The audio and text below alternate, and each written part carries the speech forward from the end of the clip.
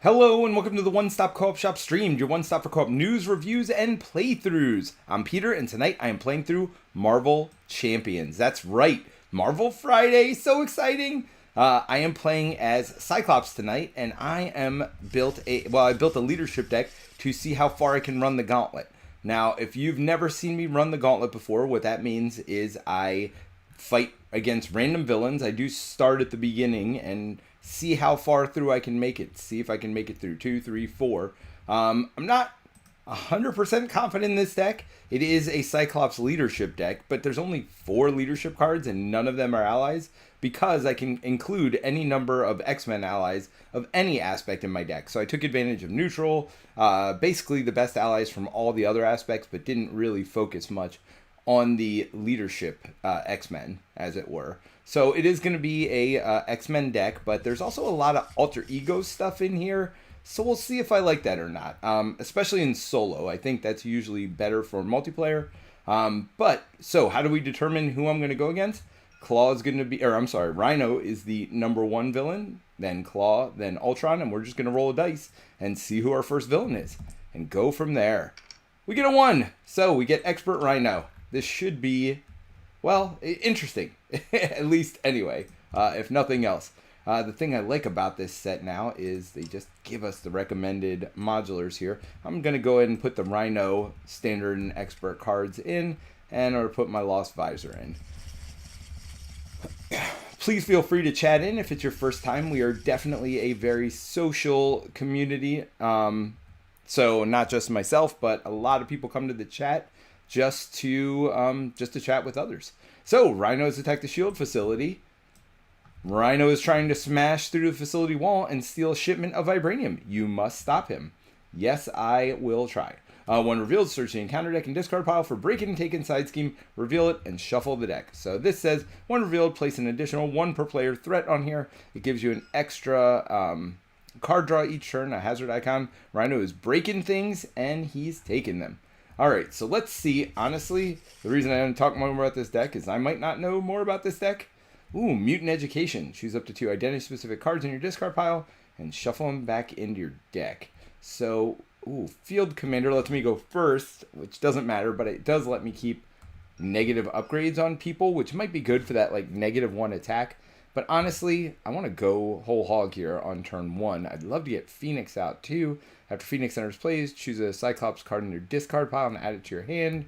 Tactical Brilliance will help me remove some threat. What's Bishop do again? Sorry, let me make him bigger. After your enemy attacks you, place an energy counter here. When Bishop attacks, remove each energy counter to give him +2 attack to a maximum of +6.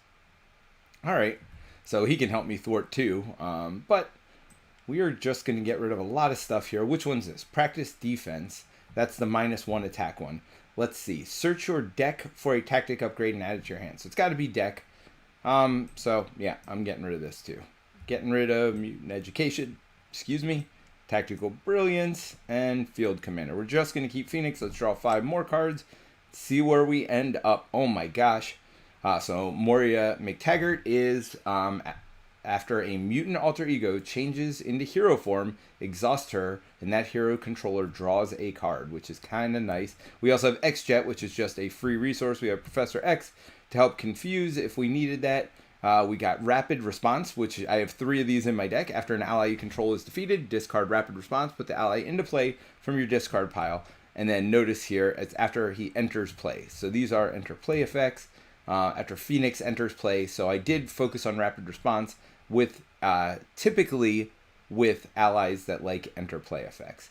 I think I gotta get, it's hard not to do McTaggart, but it's also hard not to do X-Jet or Phoenix. I do want to get rid of this turn 1, so let's see. I also do get to draw a card here. I'm gonna search, I'm gonna search for a tactic that I am not gonna use. What is that? Exploit Weakness. It's a great endgame one, and who knows, in solo I might not get through my deck. But I'm going to use it as a, as a resource this turn, so it doesn't much matter. Alright, I think I'm going to go, even though X-Jet's permanent, let's see. X-Jet would cost me 3. 1, 2, 3, I play X-Jet. Then I would have 3 to play Phoenix. If I play Moria, I will draw a card, maybe a double resource, because I haven't seen one this entire game. So that might be a good idea. Yeah, I'm gonna gamble a little bit here. So I might not get X-Jet out this turn, but we'll pay 2 to put Moria McTaggart in. Then we are going to flip up. After a Mutant Ego changes to hero form, Exhauster, and the controller draws a card. So I'm going to hold on to X-Jet. Ricochet Beam would be nice. Exploit Weakness. All of these are nice cards. But I am just going to put Phoenix in. 1, 2, 3 to put Phoenix into play. Phoenix says, after Phoenix enters play, choose a Cyclops card in your discard pile and add it to your hand.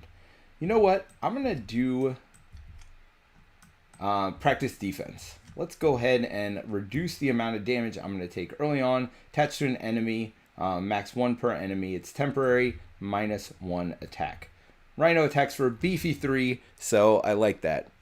Oh, Luke Woodor Gaming's here. It says, hi, Peter. Hello, Luke Woodor Gaming. I appreciate that. You stopping in and saying hi. If I pronounce that name wrong, please let me know.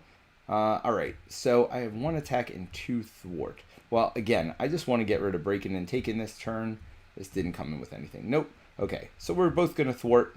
We're going to get rid of this turn 1. And, yeah, that'll be that. Oh, well, Phoenix has to take a damage, of course.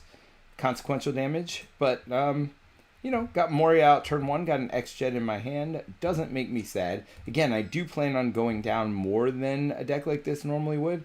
Oh, Mutant Education. Again, all right, so actually I can get Phoenix back in my deck if I flip down.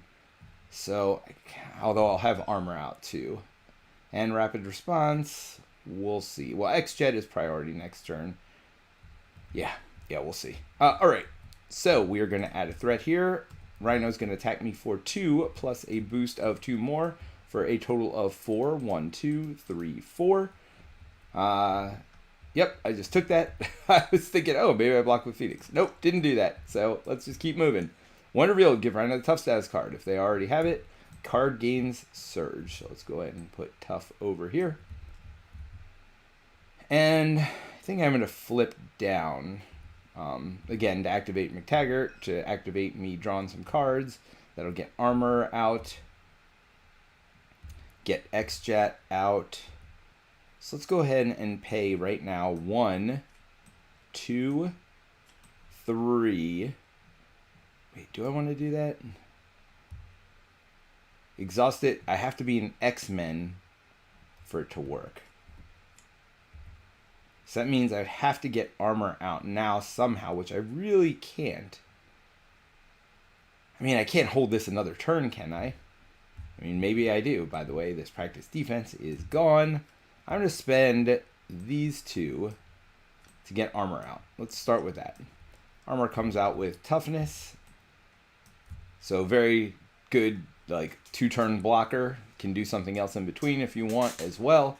So starts with toughness. Pretty darn good. You know, I'm not 100% worried about healing. So I'm gonna get rid of this threat here. I'm going to try to blast next turn with my Cyclops to get through tough. So I'm just going to keep Phoenix here and let her relax for another turn. So when I go down, first thing I'm going to do is, where do I get to search here? Search your deck. All right, so I am going to choose 2 identity-specific cards, put them back in the deck. Let's see. I think practice defense is going to be one of them. Ricochet Beam's really good. 3 damage to an enemy and 3 with an enemy with an upgrade.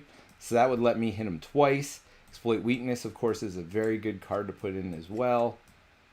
Tactical Brilliance would let me remove any threat that I'm going to have to put on there now. Yeah, and get a tactic from my discard pile.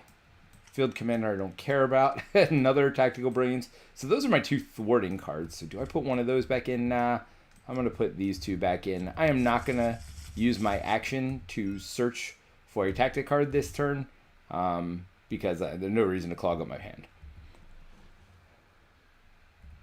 Alrighty, let's go ahead and ready up and draw up. I get to draw 5 cards now, being an alter ego side. There's my visor. So hopefully we see my Visor's Lost. on this turn, and that way I can play it without any fear. All right, so we had 1 threat because the scheme just goes up every turn, and then he is going to scheme for 3 more, up to 4.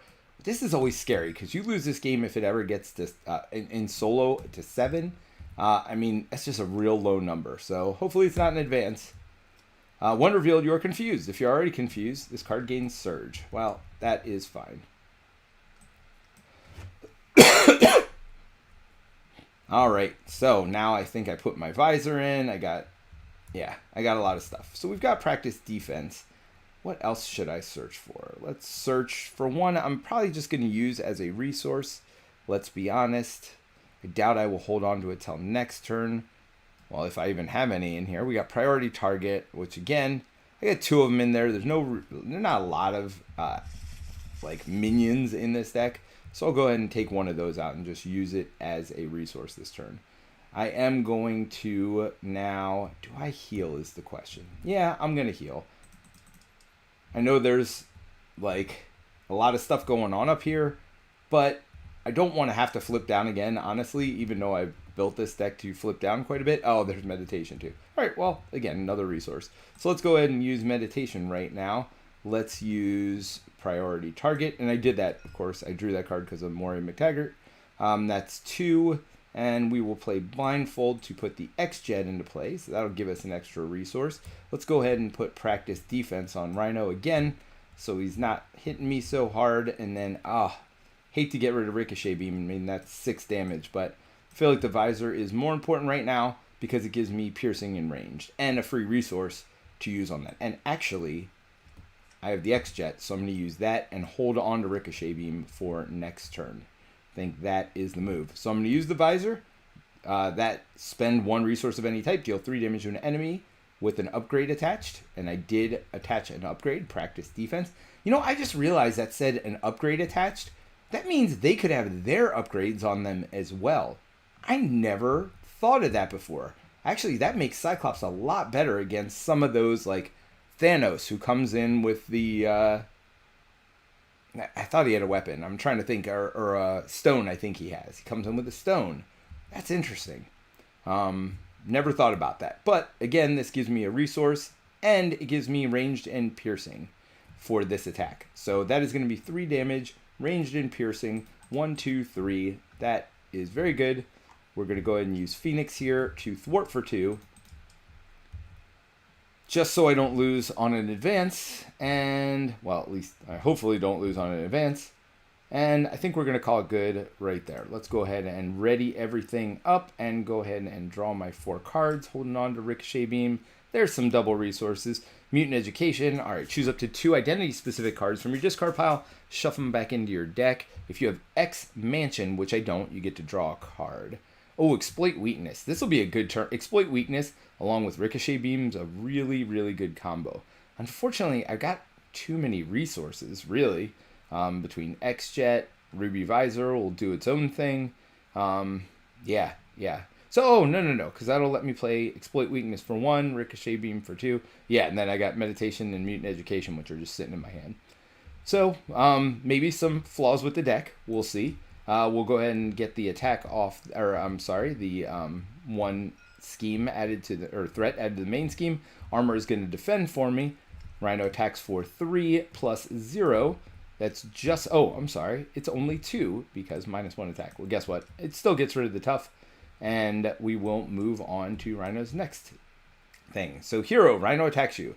If character is damaged by this attack, that character is stunned. Well, you know, that's why we have 2 defenders out here. So we are going to go ahead and have Phoenix block this for us. So Rhino is attacking for 2 plus a boost of 2 more. That would be 4, way more than enough to defeat Phoenix, who only had 1 life left.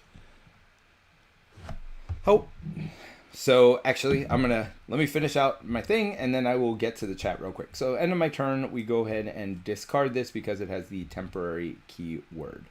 All right, so back to my turn, but let's talk to Luchador Gaming here. It was really good to see you at Gen Con. Sorry I didn't get a chance to say goodbye. I had to catch up with Stephen Barrett, and you know, had to getting how it is getting directions from them. Yeah, sorry I didn't get to say goodbye. Also, it was great seeing you there. Honestly, Gen Con was such a fun experience. You know, maybe that's what we'll talk about between games today, is we'll talk a little bit about Gen Con. I did do a whole Gen Con podcast yesterday. It was meant to be live, and part of the reason Terrence isn't here tonight, and part of the reason that podcast didn't go live, is because I've still had a lot of audio problems. I am hopefully going to get a chance to dedicate several hours this weekend. Jerry's coming over. He's really good at tech stuff. Hopefully he can help me, or I'm going to work with Steve as well. Hopefully we get this audio thing worked out. That is the goal. So that way I can stream with people again, because it would have been super fun to do that podcast live yesterday, but unfortunately we didn't. It went 2 hours. And so actually my goal, I recorded on Zencastr. The goal was to quickly not edit it, just throw it together and throw it up on the streaming channel unedited, the way we normally would do it. There was no video, but Zencastr limited you to 2 hours, even though we're a partner with them, like a Creator Plus. I don't know how this all works. Bottom line is, I'm not able to download the audio. I may have to pay for that. So thank you to all our Patreons who support us so we can pay for stuff like this. But it is just frustrating, honestly. So that was a little bit of a frustration. I wanted to post that podcast. It will be up by Sunday, I promise you. I will have time to edit it. Maybe late Sunday, we'll see. I will get to download it and edit it. We just may have to end up paying for it, which is not ideal. All right, well, let's keep going, shall we? Okay, so this confusion is actually hurting me right now, because I was like, oh, I didn't need Phoenix because I was just gonna thwart myself. Well, I forgot I was confused, and yeah, there's not a whole lot I can do about it. So, because armor is exhausted, I don't really have some great cards in my hand, so we're gonna exhaust myself to get rid of this confusion. Sadly, not good enough. We are gonna exploit weakness with the X-Jet. So that means every source of damage does one more. I'm sorry, from each attack. Not any source of damage. It's each attack. Which, actually, I may have played that wrong in the past. But you know what? It's alright. It's all for fun. Then you know what? I'm going to spend the 2 single resources here. And hold on to that double resource. So I got Ricochet Beam. Deal 3 damage to an enemy. It is an attack. Deal 3 damage to an enemy with an upgrade attached. Which is still an attack. So we're going to go 4. And then we're going to go 4 again. And that leaves him on 4. Which, we're just going to do it, right? That's why we're here. We're going to use our Ruby Quartz Visor, which the Optic Blast is also an attack, to pay for that Optic Visor. So that's another 4 damage, which advances the villain. And he comes in tough. Well, again, we got the Visor. Well, for now at least. Hopefully it sticks. So that's not as much of a problem. He still only schemes for 1, which is why I wasn't as worried about it. Although this is going up to 4, so if we get an advance, which I don't think we've seen many advances, we're in a little bit of trouble here. When revealed, stun each hero. Not tough. Stunned. Yeah, this is not ideal, honestly, but it is what it is. I already got a double resource in my hand. Let's see what I can draw. Hopefully, another Ricochet Beam and Full Blast, so that is awesome. And Priority Target, which doesn't matter. And the next part is I do have an ally that only costs 2 right now. Which will absorb some blocks, because armor is definitely not going to be living after this turn. And actually, armor is not going to be living after right now, because Rhino is going to attack for 4 plus a boost of 2. And that is it for armor. Obviously I was blocking. Sorry if I was not clear about that, but I think it was pretty obvious. All right, so we are going to go ahead and, attach to Rhino. So wait a minute, is this an upgrade? Oh, it's not an upgrade. All right, that's why. So I was more excited than I should have been. So this is just +1 attack. I say just. There ain't no way I'm surviving an attack. I guess I could. 5 plus. Yeah, I would survive an attack. But do I want to survive an attack? No. No, I do not. All right, so, and threat is really, really an issue here. So I'm going to go ahead and get rid of my stunned, even though I just said, All right, so here's the problem. I have really, really good attack turn. Let's see how much damage I could do. I could do 3 with this, 6 more with Ricochet Beam. So that's total of 9. That would be down to 7. The problem is this is at 4. I got Angel, which could reduce 2. Or I wait till next turn.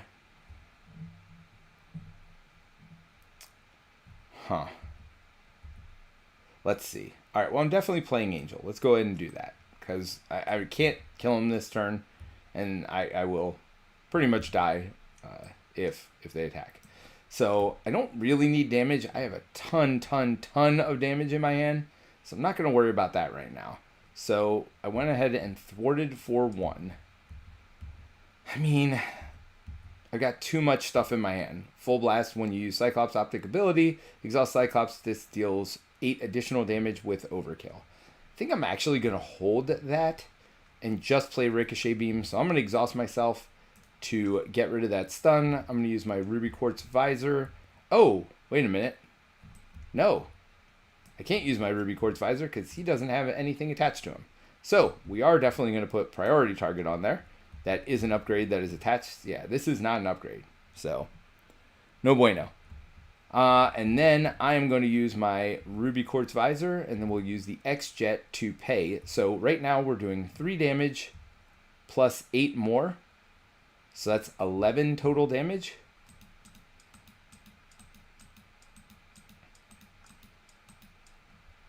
Total damage with this Full Blast.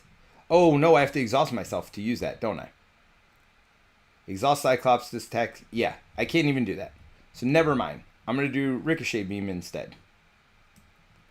So I will pay not only the X-Jet, but I will also pay the Full Blast. So that's 2 to pay for Ricochet Beam. So I did 3 here with Piercing. So let's see. Rhino started with 16. That puts him down to 13. Then I do 6 more, which put him at 7. So he's at 7 damage. Has that priority target on him, but not defeated. And we are where we are. Don't draw in advance is where we are. And I still don't think I've seen one. So I'm super scared right now. Let's see what I do draw. All right, I drew some stuff. Things like Uncanny X-Men are not useful at this point. Rapid Response would be good, but yeah.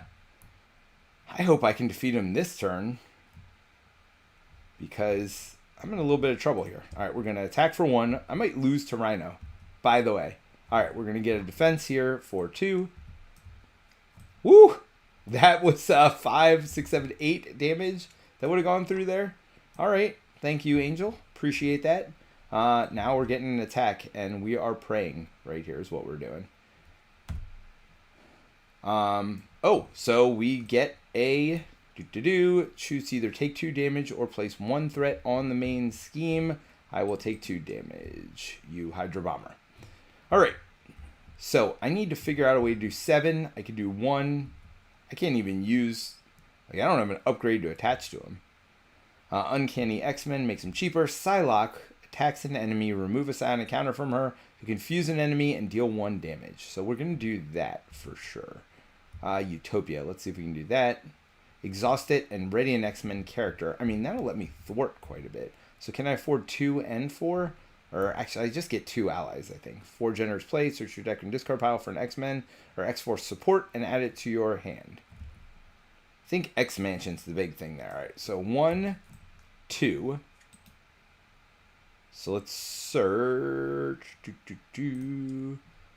There's X-Mansion on the bottom of my deck. I am going to get an extra card, too.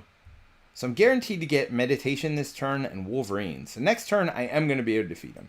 So this turn, I really just need to survive.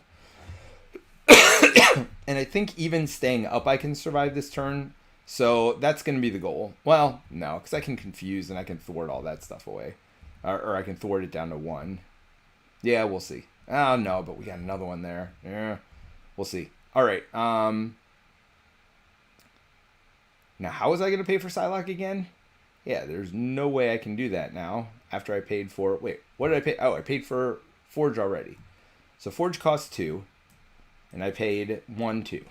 Okay, that makes sense. Now, I cannot afford Psylocke. You might think that that would be a problem. And I will tell you that is a problem. Huh. That did not go according to plans. I need one more resource. I can't use the X-Jet when I am down. I can draw a card, which will get me to 3 of the 4 resources I need. And right now I have 3 of the 4 resources because of the X-Jet. But yeah, that did not work out the way I thought it was going to work out. I thought I had double resource I saved. That was last turn, I guess. Huh. Alright.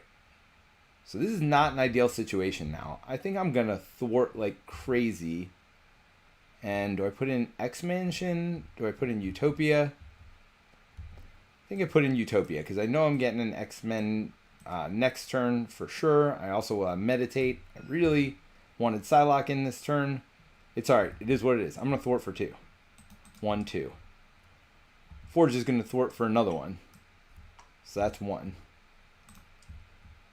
And yeah, I don't have an upgrade. Oh, priority target was from last turn. Don't have an upgrade on him. So not much I can do. I am just going to have to take some punches to the face this turn. I could have held one thing with X-Jet. So the question is, do I hold Psylocke? Psylocke will attack for 2. I mean, I know I'm getting Wolverine. And I know I'm going to deck no matter what.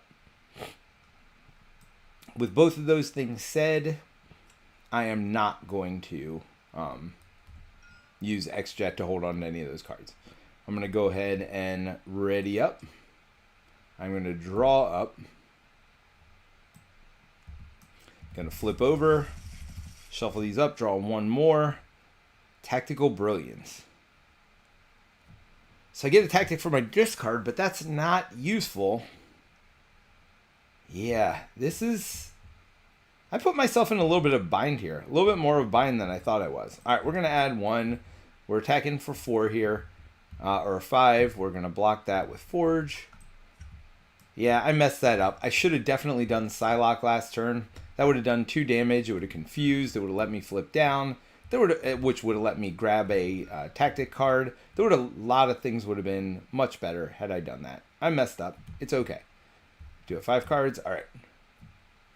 When revealed, deal damage. Or I'm sorry, that isn't revealed. It's just 2 more boost. So Forge takes that. Yeah, no, I definitely misplayed that last turn. So feel free to make fun of me all you want because I will make fun of me. That was terrible. All right, we're going to take a hit there from this bomber. And we are praying to God not to get attacked or not to do anything else. All right, we have a guard up here. That's not the end of the world. Wolverine can do the 3 damage. Yeah, so we'll see. All right, so my turn. I'm going to do 1, 2, 3, 4 to put Wolverine out. Wolverine is going to do that 3 damage, taking 2 damage himself. To get rid of this Hydra Bomber, or a Mercenary. I can flip down. I can do it this turn. Well, especially because I'm going to Tactical Brilliance here. All right, move 3 threat from a scheme and choose a tactic, which I'm not going to do. So, oh, when I played an X-Men, I could ready an X-Men. So let's say I attacked here for 1. Oh, no, because it would have just attacked here. So I thwarted for 2. That's what I did there. I thwarted for 2 because there was no reason to attack. Now I ready myself with Utopia. And I got 1 little pokey thing here. I will go ahead and poke for 1 here. So now Tactical Brilliance doesn't really mean a lot. I wish I could draw when I went down. I mean, I guess I can to put whatchamacallit on. I've got Meditation. I'm just going to flip down. I'm going to flip down and I'm going to hope I get an upgrade. And I didn't get one last turn and it's making me upset at myself that I made many, many errors. All right, I'm going to go ahead and discard Tactical Brilliance. I'm going to hold on to Meditation. I am going to go ahead. Wait, do I need Meditation at this point in the game? Nah, I don't need Meditation. It's fine. I'm going to ready up. I'm going to draw up. I'm going to draw 6. Hoping to get some good stuff. Professor X, Blindfold.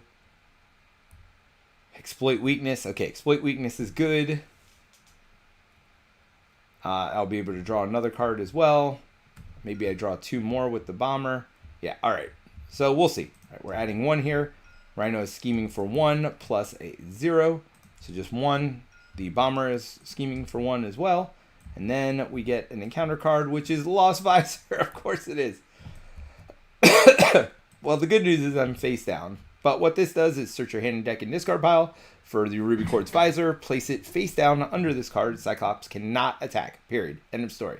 Alter ego action. Exhaust yourself to add it to your hand and remove Lost Visor from the game.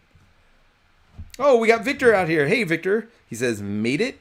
And hey, it's Rhino. Yeah, we rolled a 1. Got lucky. You're going in release order, villains, or was this random? Yep, Victor, it was random. I ended up rolling a 1. We are gonna, assuming I win this, we are gonna go on to another villain after this. But for now, we got Rhino for our first villain.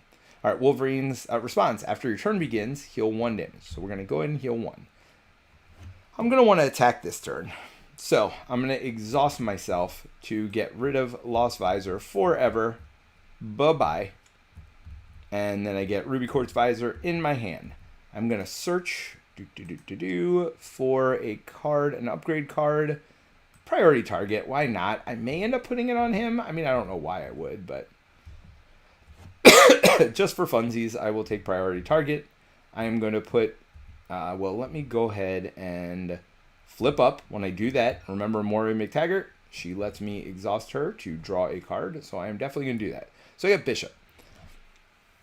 After an enemy attacks you, place an energy counter. All right, so that's 0 attacks. So that's not going to be useful. Blindfold, also 0 attack. Guess what? Professor X, also 0 attack.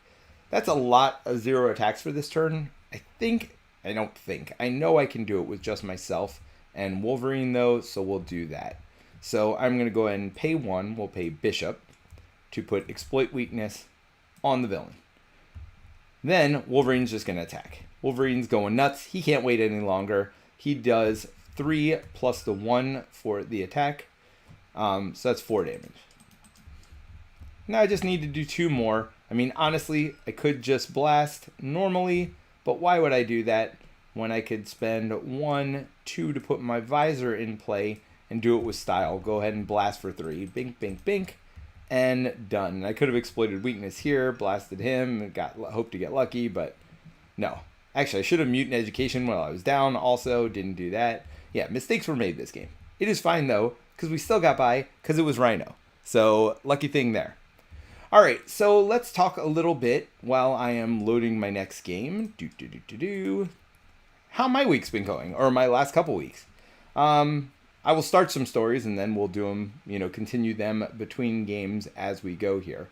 So I guess I'll start with my daughter's hockey team because I was a hockey coach, Wednesday for 1 day officially.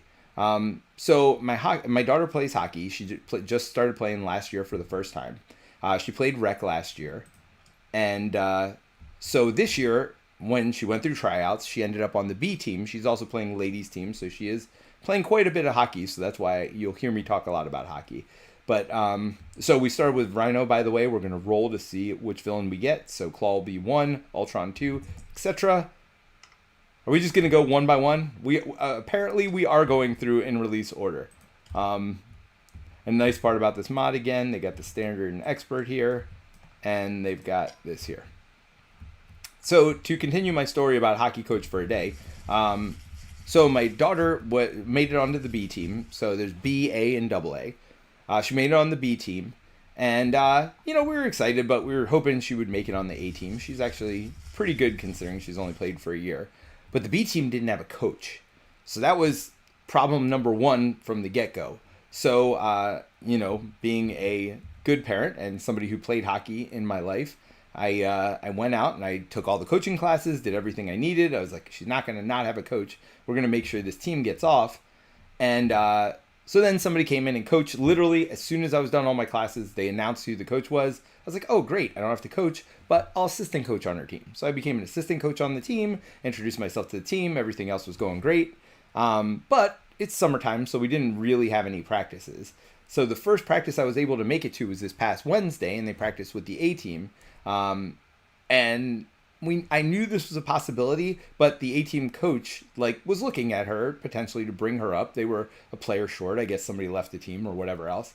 And so I'm out on the ice. I bought a stick. I bought a helmet. I took all these classes. I paid hundreds of dollars for all of this stuff so I could coach my daughter. I could be with her. She actually wanted me to coach. You know, not everybody like asked their dad to coach. I'm like, you know, I didn't think there was any possibility of her ever getting moved from the team. So I didn't think it'd be an issue. I spent all this money, bought it, all this equipment, including skates. I hadn't skated in years. I mean, I'm talking, yeah, maybe I was out on an ice rink every once in a while, like over the last couple of years, but I haven't truly skated in probably 20 plus years. So I get out on there, I'm wobbly legged, everything's going on. I'm like, just don't fall. Just don't fall. I don't care what else happens. Just don't fall. So I go out there. We get through the practice. It was just a joint practice the whole time.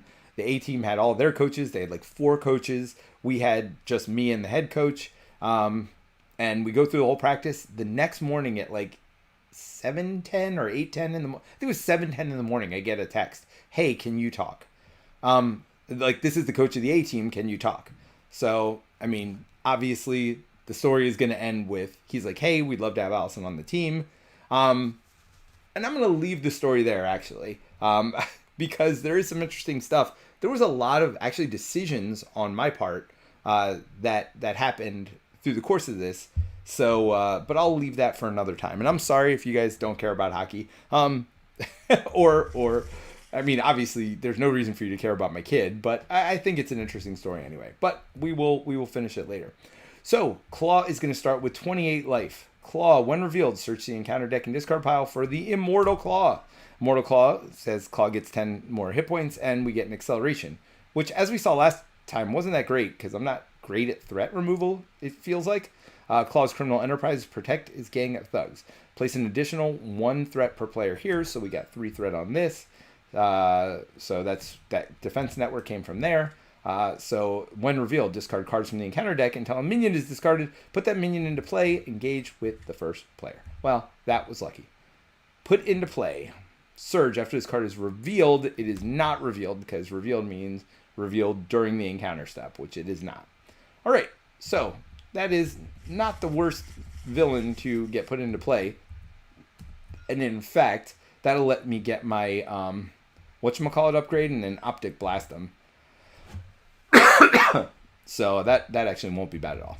All right, so I'm going to go ahead and draw my 6 cards. Victor says, good luck with her on the A-team. Victor also says, ha, I was waiting for a story to go, and now she decided to drop hockey and move on to another hobby. That's how it goes for Arden. Yeah, no, that was not the case. That would have been a funny end of the story. Ooh, meditation with Phoenix in my hand. Choose Cyclops card in the discard pile to add. Now, unfortunate. Oh, I could put Tactical Brilliance in the discard. All right, we're doing that. Yep. So I can meditate Phoenix in, and I got still 2 more resources to draw other stuff. Phoenix will also help me kill Weapons Runner, although I could just get Uncanny X-Men. So play under any player's control. We didn't see this last game. Each of your X-Men allies gets +1 hit point. If each of your characters has the X-Men trait, each of your X-Men allies cost 1 fewer resource to play. So clearly that makes more sense. So I could put Phoenix in cheaper. Although, ooh, if I don't do that, I could actually put Phoenix and Wolverine. I still might be able to get both of them in. All right, so I'm going to meditate by exhausting to put Uncanny X-Men in. Seems like a good start. Now I'm going to search my deck for, what the heck is it called? Exploit weak? No, not exploit weakness. Oh my gosh, what is that upgrade? I just said it. Not practice defense. Oh my gosh, the one that lets me draw 2 cards. Priority target. That's what it is. Oh my gosh, ridiculous. All right, so I'm doing that. I'm flipping up. Priority target. When attached enemy is defeated, the player who defeated draws 2 cards. All right, we're gonna hope for some double resources here. We're putting on the Weapons Runner. So I'm paying 2 for Phoenix because of Uncanny X-Men. So Phoenix comes in play. Search for a card in your discard pile and add it to your hand. Oh, I don't even need a double resource because with Tactical Brilliance, which I may want to use for Tactical Brilliance, honestly, although, come on, who wouldn't want Phoenix, Cyclops, and Wolverine out turn 1. That seems real good. So we're going to go ahead and attack for 2 and kill that weapons runner who had priority target on. So lets me draw 2 cards, which seems real good right now. Practice defense lets me lower Claw's attack. Now Claw's attack's only 1, but they get 2 boost cards. Got a lot of threat on the board. Actually, Professor X. Oh my gosh. Professor X wouldn't be terrible right now, and I could save Wolverine for next turn. Oh, Professor X only costs 2. Wolverine only costs 2, but Wolverine would be doing some killing. I don't feel like it's killing time right now. I feel like it's Professor X time. I actually think I'm going to get rid of Immortal Claw right here. And then I have a chumper for the turn as well. So I'm going to go ahead and pay Tactical Brilliance. And I mean, I have enough to pay for Wolverine right now. All right, I'm being dumb. 2, 3 for Wolverine. Forget it. We're going full aggro here. We're going to attack for 3. Wolverine takes 2 damage to attack for 3. 1, 2, 3. This is stupid. We are all now dumber for seeing that. I'm going to take a blow to the face, but I mean, because of Uncanny X-Men, it just seemed like the better move, even though it really wasn't the better move. All right, I'm going to ready up, I'm going to draw up, and I am going to see what happens here. Moria McTaggart, as we saw last time, was good. Blindfold's pretty good. Professor X is real good. Oh, doesn't my ally limit increase by 1? Oh, they all get +1 hit point. That's good to remember. Each of your characters has X-Men. Your X-Men allies cost 1 fewer. No, I don't get an additional ally. They just cost 1 fewer and +1 hit point. And it's just allies that are +1 hit point, right? Yes. All right. That's all right. So we're going to add 2 because of Immortal Claw here. Claw is going to attack. I'm just going to take it. So that is 1 plus 2, 3, 4. So I'm going to take 4 damage. Not ideal, but not the worst thing that could ever happen. And let's go ahead and draw this and see what happens. Oh, we have a guard that has toughness. Well, you know what? We have a guard with toughness with 3 life. We have a Wolverine. And Wolverine attacks get piercing, and he does 3 damage. And he also heals at the beginning of my turn. And he also has 5 hit points. I got to remember that. Both of my characters have 5 hit points. Sonic Hog says Berserker Barrage. Do I have that in my hand? No. Where's Berserker Barrage? Did I have it? Was that last game? Sorry, Sonic. Let me know what's going on with Berserker Barrage. I mean, I guess just Wolverine, just being a berserker and barraging things. That's never a bad thing, for sure. So, do I do Mutant Education and put 2 cards back in my hand? Or in my deck? It's not the worst thing ever. Alright, well, let's start with putting out... well, first things first. Wolverine's going to attack, which goes through toughness and goes through this armored guard. Then... thwart for 4. Oh, and 3 more with Professor X. So let's go ahead and put Professor X in. He's going to cost me 2. So we're going to pay Blindfold because I don't have room for Blindfold. And Mutant Education. No. Practice Defense. We're not going to need that because we're flipping down this turn, I feel like. All right. So we got Professor X coming in. After Professor X enters play, choose 1. We're choosing to confuse the villain. That'll give me a turn for Wolverine to heal and just sit around doing... Oh, no. I'm not flipping down. So never mind.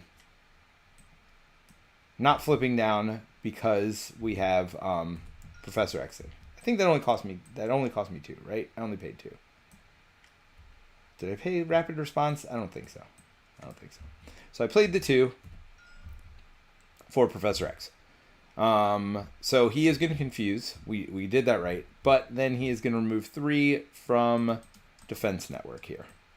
We will get rid of Defense Network.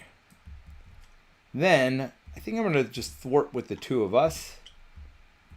And go ahead and get rid of Immortal Claw. I'm going to leave that 2. It's a little bit of a gamble. I didn't see advance last game, so maybe I'm feeling super lucky for no reason. We do need to put a damage here. Remember, everybody has 1 more life because Uncanny X-Men. I'll put that closer. And do I get rid of Moria and practice defense? I feel like I'm going down next turn. Well, we'll just go ahead and put practice defense up. Just in case. I know it doesn't matter that much because, you know, I could blast for 3. Oh, and we get rid of 10 life here. So 15 or 25 is down to 15. I could blast because he's got an upgrade on him. You know what? That's what we'll do. We'll go ahead and blast with Moria McTaggart. So that lets me use my spend 1 resource any type, deal 3 damage to enemy with an upgrade. Guess what? You've got an upgrade. Guess what? That's 3 damage. All right. That's what we're going to do. I'm going to go ahead and ready up and draw up again and see where we're at. Ooh, my visor. Although we got rid of that card last game, but we did not get rid of it this game. So they could still steal my visor, which doesn't make me happy. We are going to add 1 threat to the main scheme. We're going to have him attack for 1. Professor X will block that. We're going to go ahead and flip 2 boost cards. One of them is 3, so it's total 4 damage. And this one, this activation deals damage to you, which is my hero. Exhaust your hero. It did not do damage to me, so I do not exhaust my hero. But Professor X unfortunately took fatal damage on that, but we know how fatal damage works in the comics. They'll be right back. Actually, that was only 3 damage, and yep, he had 4 life total, 1 damage on him, so that was actually fatal damage. All right, let's go ahead and draw a card and see what we get. Hero form, the villain attacks you. Well, alrighty then. I guess it is good we put practice defense on. Do I take this? I'm going to use Phoenix to block it. So Phoenix will block this for me. And we got 2 star actions, so he's attacking for 0 right now. Exhaust each ally you control. Okay, not a problem. And then give the villain a tough status card. Also not a problem. Okay, that couldn't have worked out much better than it did. So he did a total of 0 damage because of that practice defense. And that means Phoenix is still alive, not just this turn, but for a whole nother turn after this as well. So that was kind of nice. End of my turn. I'll go ahead and get that back in my hand. And Field Commander, Tactical Brilliance will let me remove some threats, so that'll be good. And choose a tactic in my discard pile and get that. Meditation would let me put Rapid Response in. Hero Response. You know what?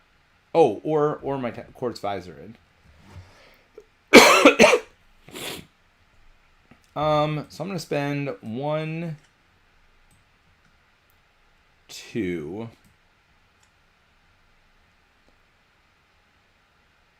To put in, or to, you know what? No, I'm going to keep Rapid Response in my hand. I'm paying with my visor. To play Tactical Brilliance, remove 3 threat from a scheme. Choose a tactic in your discard and add it to your hand. So we're going to remove 3 from here. And then we're going to search for practice defense again. Now, the only reason this matters is because now I can shoot. Oh, with my visor, I could have played tough. Yeah, I'm not doing anything anyway. So actually, that practice defense doesn't do me any good. It's fine. It'll just be in my discard again in a second. So I'm going to go ahead and flip down. I'm going to exhaust myself to meditate, exhaust your alter ego, play a card from your hand, reducing its cost by 3. We will do that to put Rapid Response in. Rapid Response is, remember, is a hero response. After an ally you control is defeated, discard Rapid Response to put that ally into play from your discard pile and deal it 1 damage. So that'll be good. I got 2 allies, both of which are a little bit low on health. And so that will let me not have them as low on health. By the way, Wolverine should have healed at the beginning of my turn. So we are back down to 2 damage on Wolverine. Let's go ahead and ready up and draw up. And I will see if there are any comments in the peanut gallery. Oh, Sonic Hog said, no, just love saying it, sorry. And actually, I just thought of something. There's no reason for me to put this on here. So instead of exhausting myself, I'm going to actually pay the meditation and the practice defense to let myself heal for 3 instead. So I wouldn't have had to exhaust myself because Rapid Response only costs 2. So if I paid for it with meditation and that practice defense, then I didn't have to exhaust myself for the meditation, and that allows me to heal. I actually could have even searched for another upgrade. Where is it?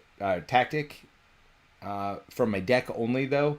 So I didn't want to do that. I could have done that and kept meditation, which isn't a terrible thing, right? Because then I'm going to get a good card out next turn. But I think having the 9 life is the better call here. All right, so I readied up and I drew up. Ooh, Full Blast. I like Full Blast. That makes me happy, especially in a minion-heavy deck. All right, we're going to add 1 threat here. Villain is confused, so he would have schemed, but can't. So we'll just draw the encounter card, which is Whirlwind. When Whirlwind attacks you, also resolve his attack against each other hero. Well, in a single hero game, that is not as much of an issue as you would think it would be. So I'm going to search, because my goal is to kill Whirlwind. Oh. First thing we do, let's not forget to heal Wolverine. So then I'm going to search for priority target. Let's see. PRI, priority target. We're going to put priority target on Whirlwind. Shuffle those up. So I do have Full Blast. When you use this Optic Blast ability, exhaust Cyclops, it deals 8 additional damage and has overkill. That seems like what I want. But first things first, Wolverine's going to attack, taking 2 consequential damage to get rid of that tough and do 1, 2, 3 damage. Then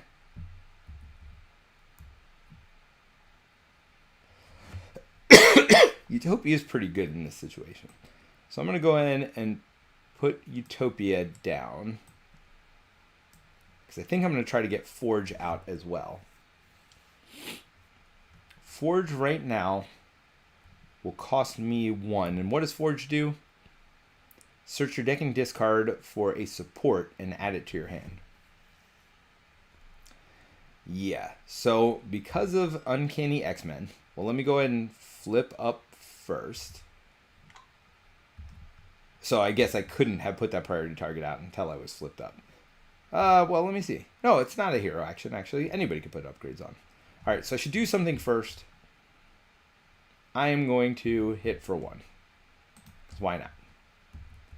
Then I'm going to pay 1 because of Uncanny X-Men to put Forge into play. So that cost me 1 X-Men or X-Force support. Well, we know there's no X-Force stuff yet, but that'll be coming. I did play that, so that might be my story after my next game. It's not an upgrade. There you go. Maury McTaggart coming to my hand. But all that's about to be nothing anyway, because what we're going to do is we're going to use my Optic Blast over here, paying for it with Maury McTaggart. So that is going to be targeted at Whirlwind. So that's going to be 3 damage to an enemy with an upgrade. Then I'm going to pay 1 more to do Full Blast. I'm sorry. When Forge came in play, that got ready. Important, because I always forget I have to exhaust myself for Full Blast. It is not as good as I thought it was. It's still pretty stinking good. So that's going to be 11 damage here. Well, we see this one's got 6 life left. So that means 5 additional. 1, 2, 3, 4, 5. Sweet. Then we did a priority target down, which when attached enemy is defeated, player who defeated it draws 2 cards. Ooh, Psylocke and Meditation are pretty good. Excuse me. So I'm going to hold off. Now we got 3 damage to advance this villain. I got 3 damage sitting right here. But you know what I always love doing is leaving the villain on 1. Makes me happy. So that's what I'm going to do. Going to go up to 3 damage here. Remember, Phoenix has 4 life. Now we are about to deck out, but we do have some time. So we're going to do 2 damage there, and Forge is going to go ahead and thwart for 1. So we thwarted for 1. We did 2 damage. I'm going to leave Claw on 1 life, so I can just poke at him next turn, and then really go whole hog. So let's go ahead and do that. Oh, do I keep Meditation and Psylocke? Confuse that enemy and deal 1 damage to it. Yeah, I'm going to keep Meditation and Psylocke. I'm not going to get the bonus here because if each of your characters has X-Men, he is only mutant on the other side, so not X-Men. But I think being able to exhaust him to put Psylocke into play is a pretty good option for next turn. So let's go ahead and ready up, and I'll draw my 3 cards. Ooh, Ricochet Beam, Mutant Education. Yeah, there's some good stuff there. All right, we are going to add a threat. Claw is going to attack. I'm going to block with Phoenix because I need an ally spot. So, taking 1 damage plus 1 more is for a total of 3 damage.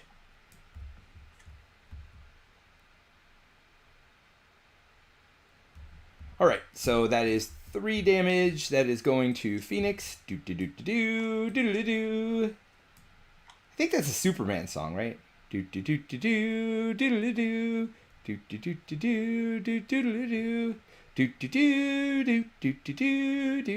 don't want to get a copyright infringement or whatever. I think my singing or humming or whatever doodly-dooting is not good enough to attract the attention of any copywriters. But yeah, I think that's from Superman, if I am not mistaken.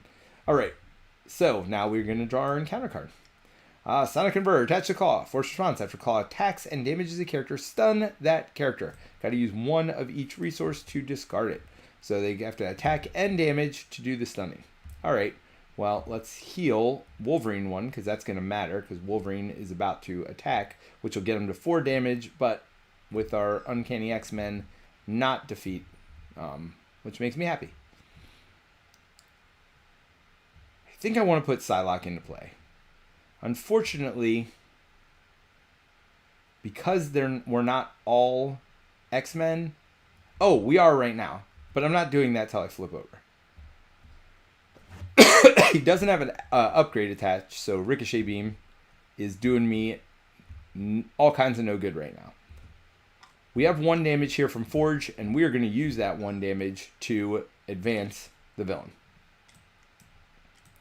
Oh no, the villain comes in with tough. Whatever shall we do?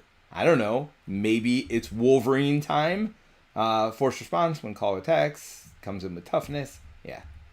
That's not a problem for Wolverine. Wolverine will go up to 4 damage. He's going to attack with piercing. So that is 4 total damage. Uno, dos, tres, cuatro. So I could just keep going here. I mean, I could still play Psylocke by paying full cost for Psylocke. Honestly, none of these other cards are that important. And that would allow me to do some thwarting, do some extra attacking. What would you do? What would you do? I mean, I think it just makes sense to keep attacking. I mean, there's literally nothing else here I could play. I mean, Mutant Education's the only thing. Yeah, so I'm just going to attack, or I'm sorry, thwart for 1.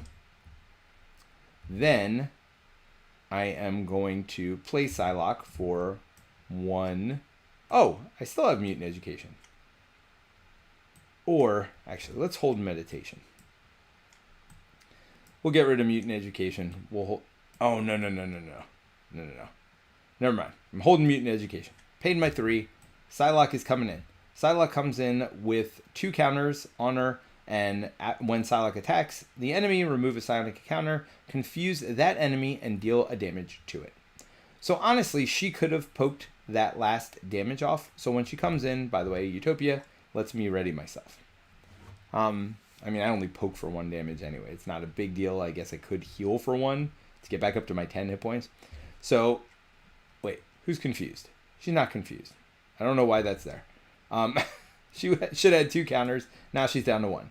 Because she does 1 damage, then she confuses the villain and does a 2nd damage. So that actually would have been enough to mess with the villain anyway, and take away that last hit point and still do a new hit point to the next stage, although they would have been tough, and that would have not exactly been what I wanted anyway, so it's fine. What do? I guess I just poke for 1, right? Why not poke the bear? They're confused. You know what? I think I just flip down here. I mean, it gives me an extra draw. I got Mutant Education in my hand. I think that's the right call. I'm going to flip down. Even though I haven't been making the right call all day, I'm not going to use my power to draw a card. I'm just going to draw these and... Ooh, double Exploit Weakness. Unfortunately, max 1 per enemy, but Exploit Weakness is pretty good for next turn. Ooh, and Rapid Response. After an ally control is defeated, I think if they die of natural causes, that counts as defeated. Put them into play from your discard pile and deal them a damage.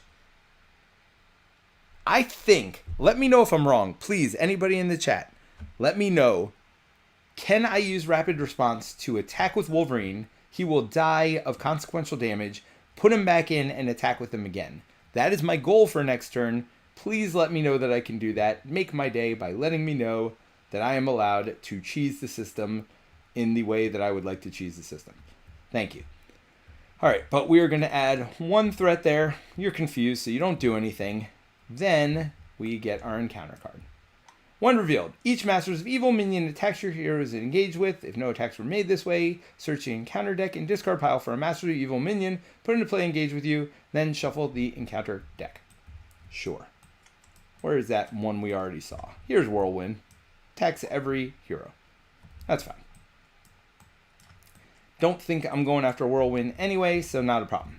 So first thing I am going to do is see if I can use this to draw a thing. Oh, I do have more than one card in there. I have two. Neither of which, so Armor and X-Jet are still in my deck. Never saw them in this game. So no tactics upgrades, so I'm just going to flip over. Pay 1 to exploit weakness on the villain. Exploit weakness again says increase the amount of damage each attached enemy takes from each attack by 1. So it does have to be an attack. Nobody's gotten back to me yet about the answer to my question, so I'm going to assume I can do it, because I'm pretty sure I can. Oh. Yeah, I was going to say I should have put X-Mansion in, but no need to do that. All right, so she's going to do 2 damage and then confuse again to get rid of her last counter. I'm sorry, 2 damage, then confuse, then do 1 more damage. So 2 from her attack and 1 more from the confusing and stunning Psylocke ability. Oh, Wolverine should have healed 1. He has 5 life, so we're going to attack with Wolverine. He goes away. He did 4 damage with the boost. 1, 2, 3, 4. Hold on. I'm sorry. I should have attacked first for 2 more. 2 more. Now I attacked with Wolverine, killed him.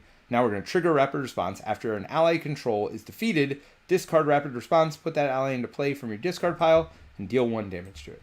So Wolverine comes back with 1 damage on him, which makes me happy. And then Utopia says, after an X-Men ally enters play, and this says, put that ally into play, let's go ahead and ready that to ready myself. That is how I should have done it had I been paying attention from the beginning. We're going to attack for another 2 for me, and Wolverine's going to attack for another 4. So that's another 6 damage. 1, 2, 3, 4, 5, 6. And Forge going to finish him off with a 2 damage attack, and then leaving just as he does that, right after that 2 damage attack. Alrighty, so that is Claw defeated. So far, the best Gauntlet I've ever done, because I've only had to deal with 2 enemies so far.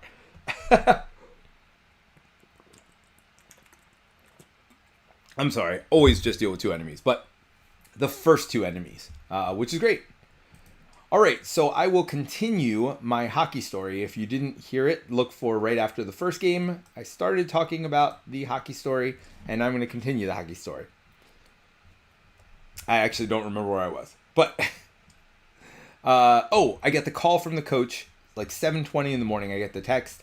We talked at 7:30. All right, so the last one I played was, Claw. So Ultron is 1, Risky Business is 2, and so on. Can I not roll a 1 this time? I rolled a 5. All right, 1, 2, 3, 4, 5. Oh my gosh, that puts me on Crossbones, which is not terrible. Got to be honest. I don't mind having to play the first villain of a box.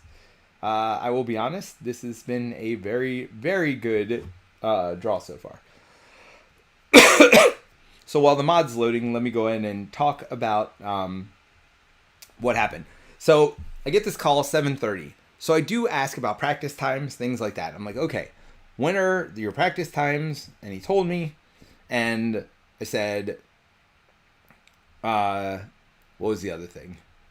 Oh, what position do you think she'll be playing? Because she's going to be like first line center on the B team. Like the top, at her age, center is the position that they put the fastest kids, the kids with the most, hockey whatever, skill, whatever you want to call it. And the ones with the most speed, really, because they're the ones that can get everywhere. Centers move quite a bit. So this team said they'd probably put her on either winger or defense. And she probably won't be first line. She'll probably be second or third line, meaning she's going to get less playing time moving up to the A team. So that wasn't ideal either, of course. And her practice time overlapped with her girls' practice time as well, 1 day a week. So and not at the same rink either. That their rinks like ice rinks 15 minutes apart from each other. So they were actually not right back to back. There was an hour and 20 minutes between them, but not between them. After she finished her first practice, then she'd have 20 minutes to get to her second practice. So that wasn't ideal either. So I had to do some soul searching. I called one of my other friends who is a coach for a lacrosse team, and she's like, yeah, she should go for the A team. It'll push her. That'll be the best thing for her. And then I called the coach for her current team, the B team, and I said, what should I do here? I said, I feel bad leaving you in the lurch because I, promised and committed to coach with you this year. He's like, don't worry about it. I'll find somebody else to coach. There's already somebody else working on the process. Don't let that be your deciding factor. He said, if it was my kid, I'd move him up, no questions asked.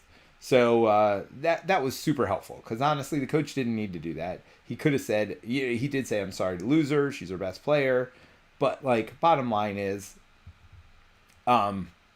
this is people being good people in the world, right? He didn't have to say, I'd move her up or whatever. He could have been, nonchalant about it, whatever else. So that between those two, they really helped me make my decision to let her go ahead and play for the A team. So bottom line is, she's on the A team now. So I had my 1 day of coaching. That was this past Wednesday.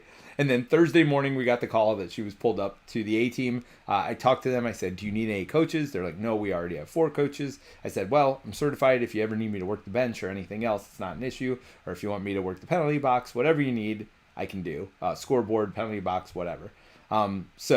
Ironically though, so I had 1 day of coaching, bought all this equipment, all this stuff.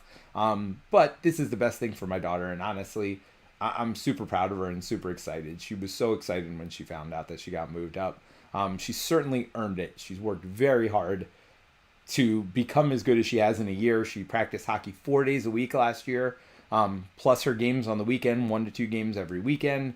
So she was really putting in the work and effort, and that's how she got so good so quickly. Like anything else in life, you put in a lot of time, that's how you become good at it. So that was my super proud dad moment, and I coach hockey for 1 day.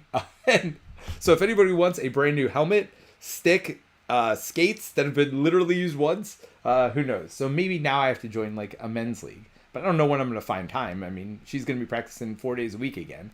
So we'll see. But anyway, that's my story.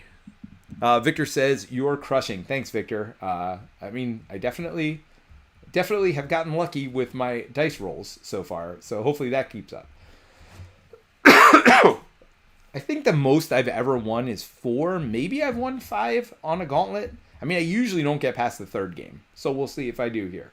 While Crossbones has a weapon, he's got piercing. Searching counter deck and discard pile for Crossbones machine gun and attach it to Crossbones. We got that here. It gets 2 per player counters. When Crossbone attacks you, remove 1 ammo counter from it and discard the top card of the encounter deck. Take indirect damage equal to the number of boost icons on the discarded card. So it's got a machine gun and whatever. All right. So experimental weapons and standard encounter sets. 3 modular Hydra Patrol, Weapon Master, and Legions of Hydra. So we got experimental weapons, Hydra Patrol, Weapon Master. So wait, what? Hydra Patrol, Weapon Master, and Legions of Hydra. There's no Legions of Hydra here, so good thing I checked. So, Hydra Patrol, Weapon Master, Legions of Hydra. Experimental weapons, Hydra Patrol, Weapon Master. So no Legions of Hydra. So let's go ahead and search for that modular and make sure we got that one in as well. That's super early. Goblin. Kree Fanatic.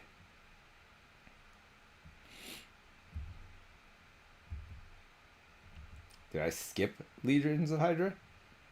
What is going on here?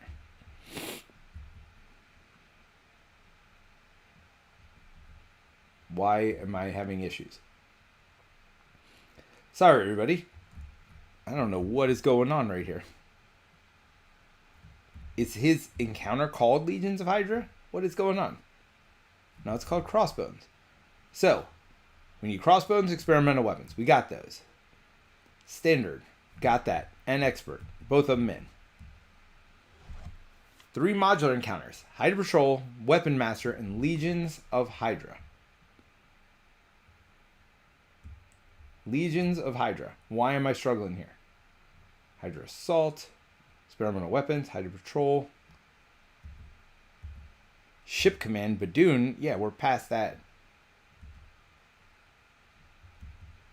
Why am I having trouble finding Legions of Hydra? I think... No, I can place Villains A to Z. I can't place Modulars A to Z. Why am I struggling to find Legions of Hydra? Oh, is that a base game? Is that why? That's why. Legions of Hydra. Now that's in as well. Base game. Got it. Victor says, was Legions base game? Yes, you are correct. I was like, why? What is going on here? All right, so we got experimental weapons here. We got this going on over here. When revealed, search the encounter deck and discard pile for a crossbones machine gun. We got that. Create an experimental weapons deck. Set it next to the main deck. See rulebook. Yep. Sorry. When revealed, reveal the top card of the experimental weapons deck. So that is this one. Attached to the villain. After the attached villain attacks and damages you, discard a card from your hand. I can spend a mental and a fist to discard this card. So he's attacking for 2.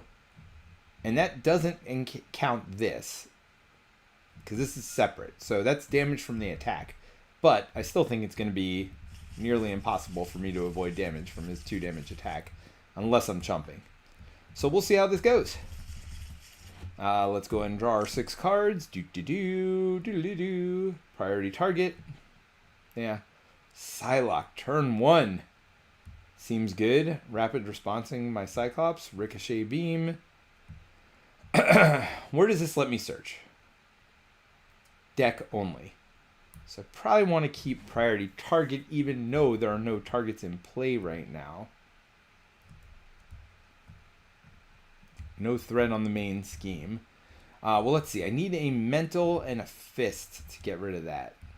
So I do between these two have the mental and the fist. So maybe I get rid of that turn 1. Because discarding cards, not my favorite thing to do. I got to be honest. So maybe I just do that in Psylocke turn 1. So let's get rid of this. Let's get rid of this. And draw 2 cards and see what happens. Ooh, Moria McTaggart and a double resource. All right. So let's go ahead and search for practice defense. That's the one that gives the villain 1 less attack. We'll go ahead and shuffle that up. Definitely going to use my double resource to put Moria in. As a reminder from game 1, after Mutant Alter Ego changes to hero, exhaust her to draw a card. And that's exactly what I'm going to do. And by the way, I get to search for a tactic upgrade from my deck. So that is why I got the practice defense. All right, Tactical Brilliance, not useful right now, although everything's useful because I'm trying to pay for Psylocke. All right, I'm going to pay Tactical Brilliance and Field Commander. So that's my fist. That's my mental resource to get rid of this garbage. I just feel like getting rid of that is going to make my life a lot simpler. Discarding a card of turns, no bueno. Now I could put practice defense on to reduce the attack here. What I think is a better move though is to play Psylocke. I got 4 resources. Let's do it. 1, 2, 3, 4. Sorry, the first one was a double resource. Yeah. It's a day. It's a day. I'm going to only put 1 counter on her because she is going to attack and use it right away. Also taking a damage herself. So Psylocke does 2 total damage and confuses the villain. 1, 2, and confused. Now that is what I call a start. I'm going to poke for 1 more damage because why wouldn't I? All right. Moria McTaggart, Psylocke, that's a great combination also, by the way, just because, Psylocke lets me flip down and Moria lets me draw cards when I flip back up. So let's go ahead and draw to 5. Victor says, there you go. Yep. Thanks for helping me out there. Ooh, X-Jet. I really like Wolverine, Ruby Quartz Visor. You know, I'm always hesitant to play Ruby Quartz Visor early because of that Lost Visor card. I don't have any upgrades, so I mean, I think X-Jet's the obvious call here. And either hold... Well, I don't need Professor X because I've already got a Confused bot right now. So I think I hold Wolverine. So I think I X-Jet and hold Wolverine is going to be this turn. But we'll see. So we're going to add 1 here. He's going to attack me for 2. So I'm going to go ahead and take 2 plus a boost of 2 more. So that's 4. Actually, I don't know the order of this. When Crossbone attacks you, remove an hour. Okay, so that should have been first. So I only took 2 from that. So now I get to decide. So I took 2 from the machine gun. Now it's a 2 attack plus the boost. I'm still just going to take it. So that's 3 more. Excuse me. All right. So down to 5 health. I mean, that's turn 1, all right. And then we still got to draw an encounter card. When revealed, reveal your set-aside Nemesis minion and put it into play. So this is standard Crossbones. Oh, I didn't even realize this. Oh, this is Shadows of the Past. Son of a gun. Because of the different art, I didn't realize. I was like, oh man, this is kind of neat. I didn't realize they did this earlier. Yeah, this is Shadows of the Past, everybody. Everybody drink. I'm not drinking alcohol right now. I'm not doing carbs. So this is just water.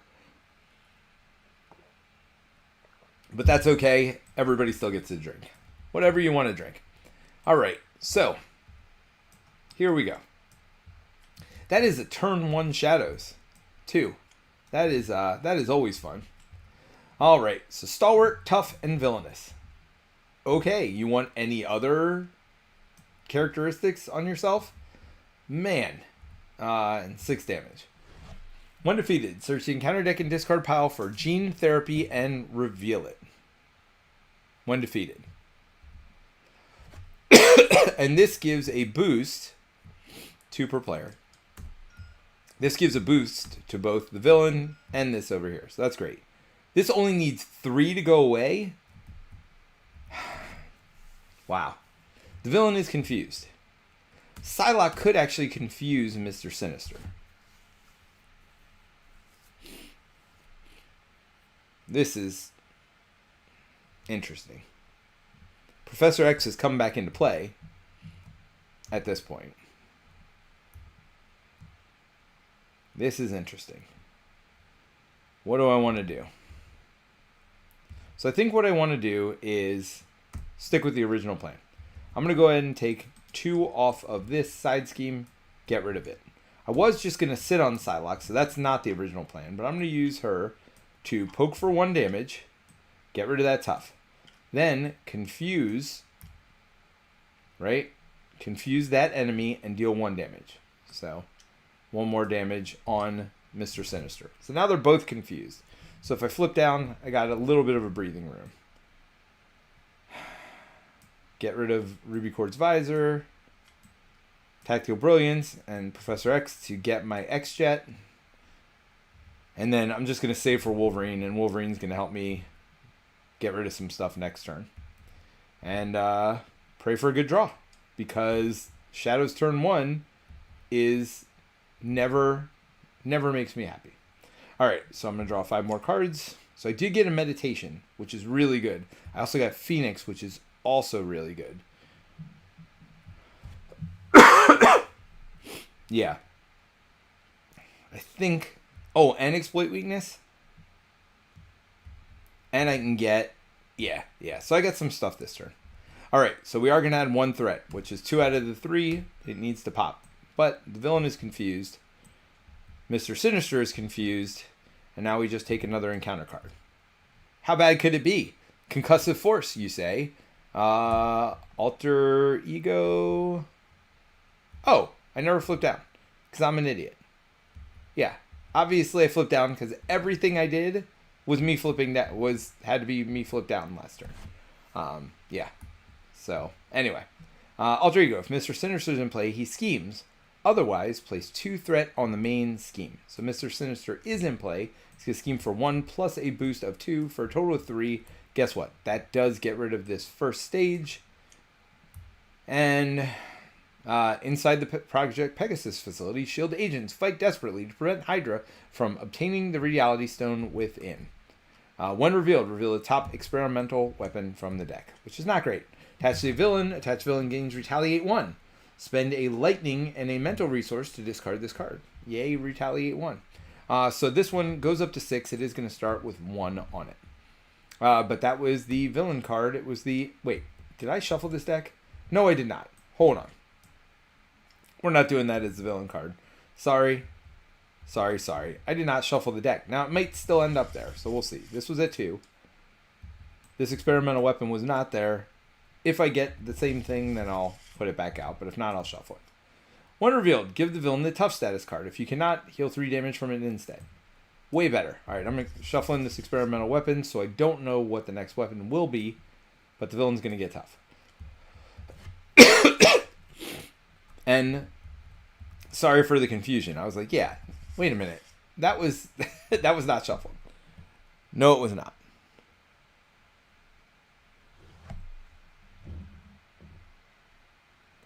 Victor says, art threw me at first too. Haha. Yeah, no, that's no bueno. You know, Shadow, no matter what art, doesn't matter, is always no bueno.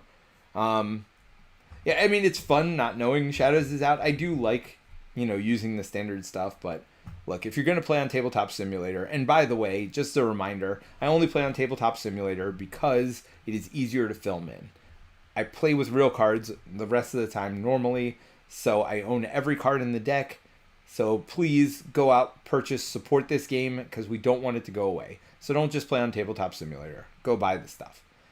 All right, PSA ended. All right, so So we're still where we were. I am down. So I'm going to search, and I think I have priority target in there. Yes, I do.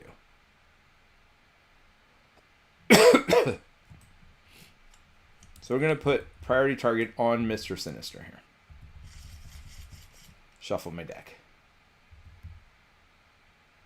I mean, I could put exploit weakness down as well, but I don't think so. All right, so I'm going to exhaust myself and use meditation to put Phoenix into play. Phoenix says, choose a Cyclops card in your discard pile and add it to your hand. Tactical Brilliance doesn't... the visor. Practice defense seems good. Priority target. I'm not defeating the villain, though, right? No, that ain't going to happen. Definitely not Field Commander in a solo game. Ricochet Beam is actually not terrible. Ricochet Beam is actually pretty good in this situation. Maybe Ricochet Beam. Yep, Ricochet Beam it is. Because that's 6 damage right to Mr. Sinister's face. Seems good. If I can afford it. And Wolverine. I'd like to afford Wolverine. I might not be able to afford Wolverine. Because I'd also like to get rid of this stupid thing. Oh, I don't have it. That's right. Yeah, so I don't have to worry about affording any other thing. So that led to that. Alright, so now I flip up. And I exhaust Moria McTaggart to draw another card. Ooh, Armor. Armor's real good too. Armor is real good too. So I could do Armor and Ricochet Beam and hold Wolverine for next turn. Chump with Psylocke. I think that's what I'm doing. Alright. Wait, am I going to be able to kill? Yes. Because of... Oh, and I'm going to draw 2. So let's do that first, shall we? So we'll Ricochet Beam. We'll use X-Jet. And we'll use Blindfold to pay for Ricochet Beam. That's deal 3. And then 3 again to somebody with an upgrade on it. So that gets rid of Mr. Sinister. Yeah, I wasted a damage there, but that's fine. Priority target allows me to draw 2 cards. Come on, double resource. A couple of rapid response, a mutant education. Alright, so I do have 4 to pay for Wolverine now. And I can hold rapid response or armor. I don't need a chumper this turn because I have Psylocke as my chumper. But let's use Phoenix to go ahead and get that 2 off the main scheme. Because remember, that didn't pop yet. Yeah, so I'm going to go ahead and get rid of Exploit Weakness. Rapid Response makes me sad. Rapid Response again. And Mutant Education. But it does get me the Wolverine. I mean, and Wolverine is pretty stinking good. As Sonic Hog says, Berserker Barrage! Oh, so we got Blaze Helios there. Mr. Sinister is stalwart, so he couldn't be confused. You are so right. Thank you. Wait. Oh, that was Sinister. Was stalwart. Son of a gun. All right. I'm just going to play with the cheat here. Thank you, Blaze. I mean, all right. Well, let's do this. I lost the first one. Let's get a weapon out. That's fine. I clearly wouldn't have double attacked. So I'm going to put 2 more damage on the villain to even it out. Because clearly I wouldn't have attacked a stalwart villain because I'm not that stupid. Although, all right. So we are going to put this out. So that should even itself out. We lost the first scheme. Got a new experimental weapon. This should be at 1. Thank you. I appreciate that, Blaze. Yes. So +1 to all your stats. And you got to discard 1 of everything to get rid of it. All right. That doesn't really change a lot because Psylocke is going to get the target this turn. Why did Wolverine have a damage on him? Oh, because Wolverine's about to attack. Wolverine does 3 damage with piercing, so let's get rid of that tough. Let's do 1, 2, 3 damage over here. Psylocke's going to stay and take the hit. We've got the machine gun. Oh, I need to do 1 damage to Phoenix as well because she thwarted. All right. Oh, she would have taken this 1 off of the main scheme. There wouldn't have been 2. There was 1, but Phoenix did thwart. Would I have thwarted with her? Knowing that there's only 1? No, I wouldn't have. I would have done 2 more damage. So we'll leave that 1 on there. We'll do the 2 damage instead with Phoenix. And we should be good to go now. Armor in my hand. And we're going to keep Psylocke in there to chump with that last life. We're good now. Again, thank you, Blaze. I appreciate that. I was going to keep my cheating ways, but I decided to be more noble and not do that. Oh, so Utopia for each of your allies has the X-Men trait. Increase your ally limit by 1, so that's good. And after an ally enters play, exhaust Utopia to ready X-Men character. I forgot. That's the one that gives me +1 ally. And guess what? I had it out last game, so I could have had an extra ally spot. Got Full Blast here, which is nice, but I don't have anything to attach to the enemy, so not so nice. Full Blast is a great card, but it's very limited compared to a lot of these high damage, high event cards. Because you have to have an upgrade attached to the villain. These aren't upgrades, these are attachments, as Terrence points out to me every time. And so not only do you have to have an upgrade to put on them, but you also have to exhaust your hero as well. So you're really only getting, well, I guess 7 extra damage because Cyclops attack is not great by itself. But, I mean, it's a great card. Don't get me wrong. It's just not as good as I originally thought it was. Although it is probably worth holding on to and going down this turn to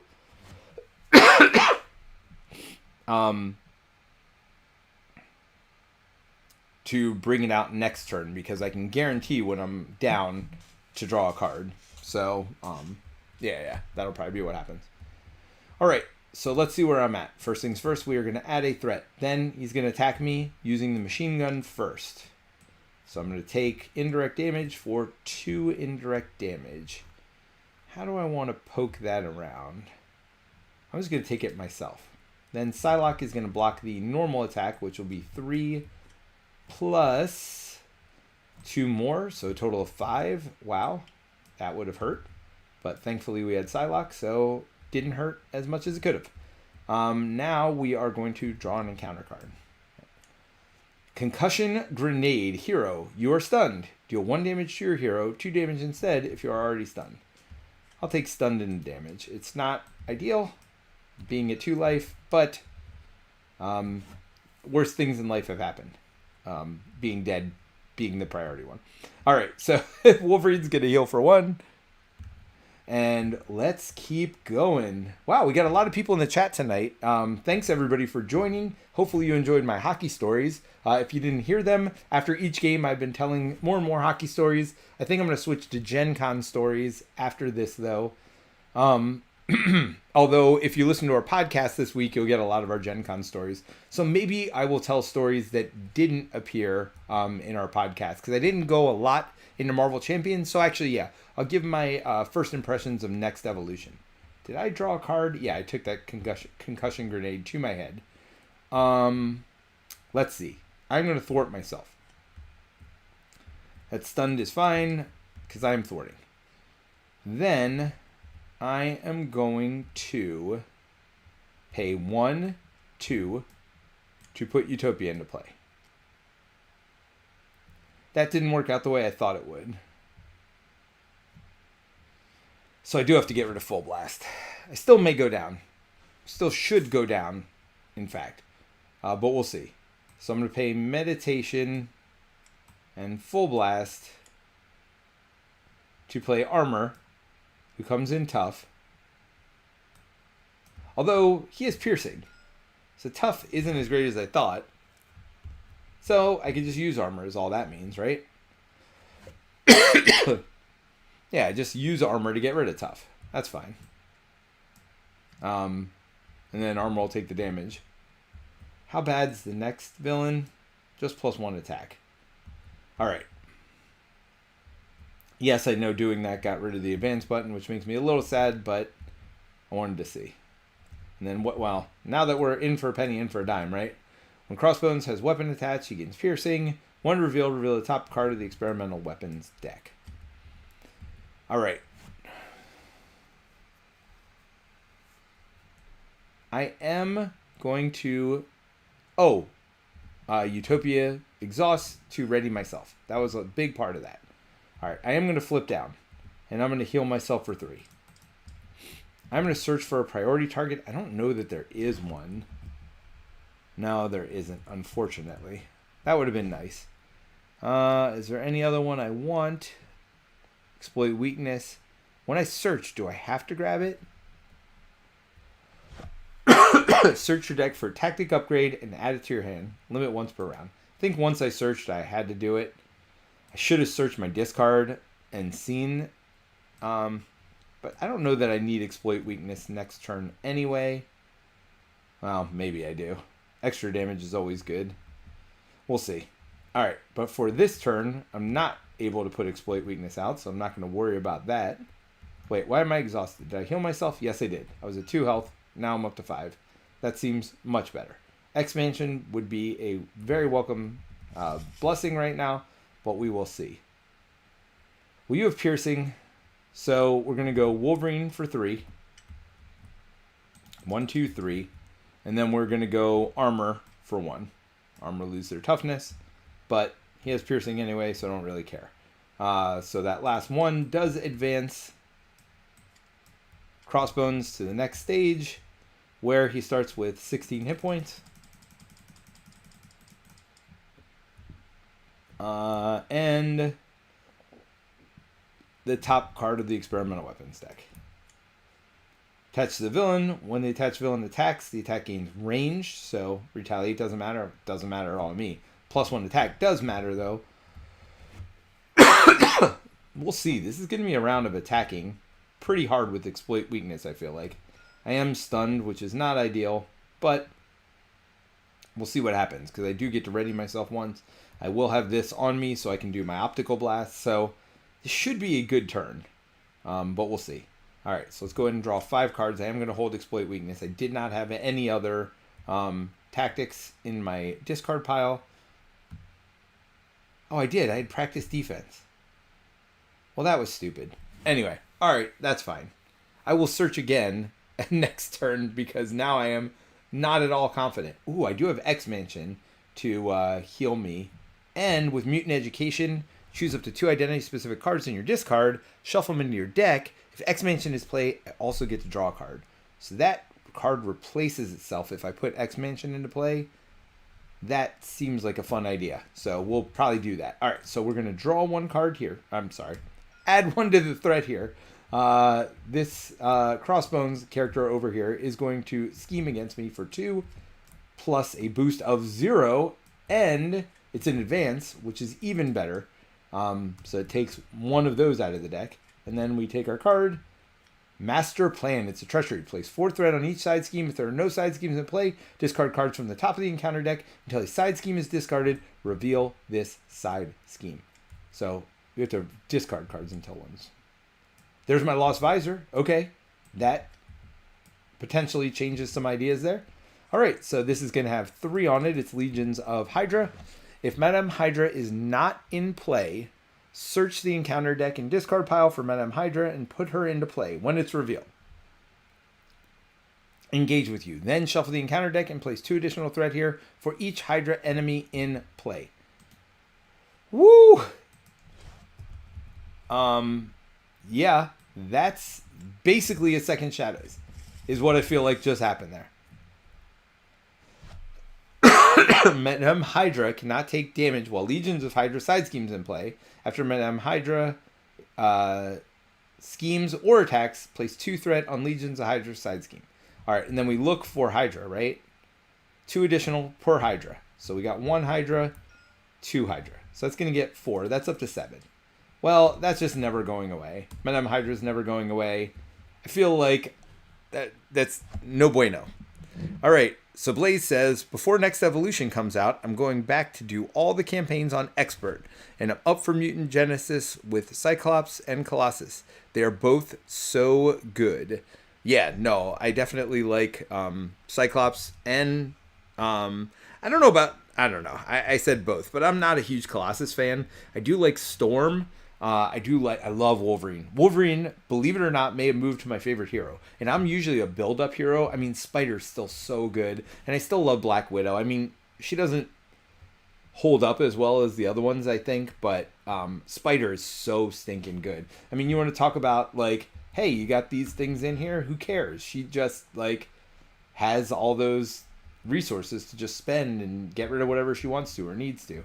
No, Spider is one of my favorites. Wolverine is really good, though. I really like Wolverine. I love his pressure luck mechanic. I built a really fun healing deck, like self-healing deck. I don't think that's the one I did in the stream. Probably had some of it in there, but I've definitely taken it to the next level. So we'll see. All right. I need to kill this fool. He has 16 health. I don't know if it's going to be possible. Let's just math out the basics. So 3 plus 4 is 7, 8, 9 health. So it's 9 out of 16. 10, 11 from Forge. Of course, this is all with exploit weakness on. So Forge makes it... I'm sorry, I lost count. So 3, 7, 8, 9, 10, 11... I would be 12, 13 out of 16. So not enough. Is there any way... I mean, I could search this. Well, first I could do Mutant Education. Choose 2 identity-specific cards from your discard pile and shuffle them into your deck. If X Mansion's in play, draw cards. So let's do that first. Right, so first things first, order of operations. Let's put X Mansion in play. Exhaust it to heal 1 damage from a mutant you control. Oh, yeah. This should have healed. Do I heal myself or do I heal Wolverine? I feel like I heal Wolverine. Yeah, because I need him around at least 1 more turn. So Utopia will let me ready myself, but maybe I don't do that and I heal instead. Wait, I was at 5 after last turn. I should be 6 now. Because of X-Men. Oh no, I healed Wolverine. You're an idiot. Thank you. Sorry. All right. Let's put 2 cards back in. Are any of them going to help me kill this fool? The only thing that's really helpful is if I put a tactic upgrade in. As one of them, I can draw it, which will at least help me pay for more stuff. Do I need to pay for more stuff is the question. So I'm playing Mutant Education. Oh, I could draw, right? I could draw into whatever I get.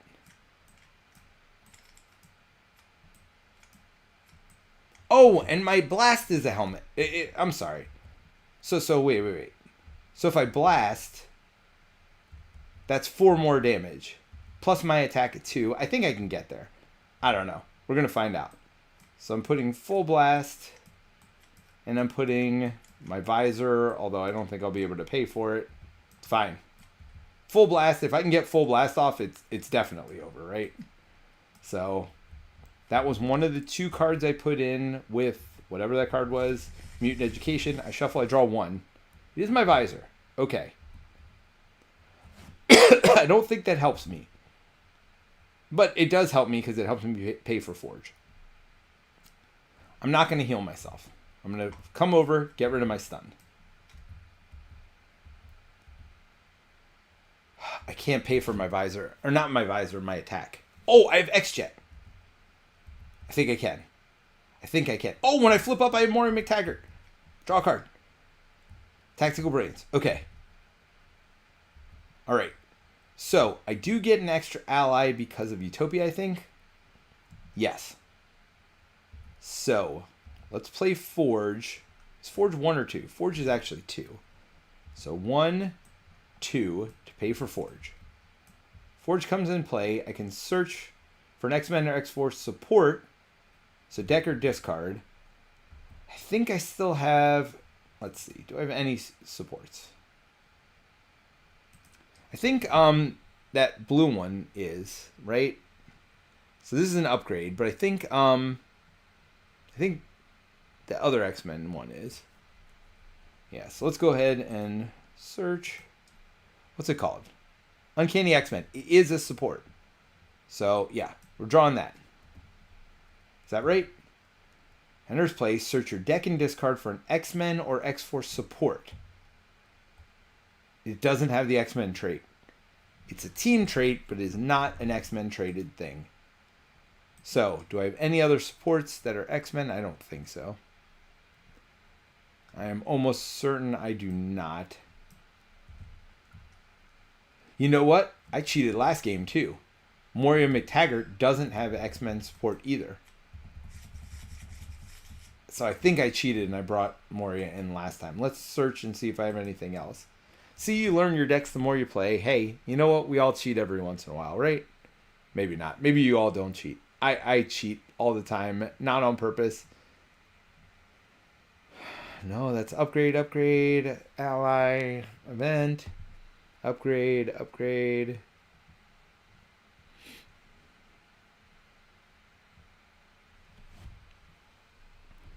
I can't believe I finally beat Ronin, the campaign on Expert, and I was reminded so much why Collector sucks.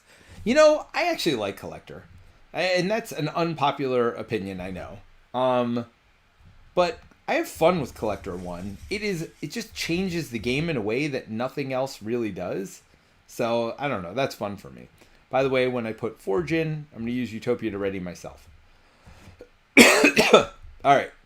Then, I'm going to use my visor to put weakness on the villain. Exploit weakness.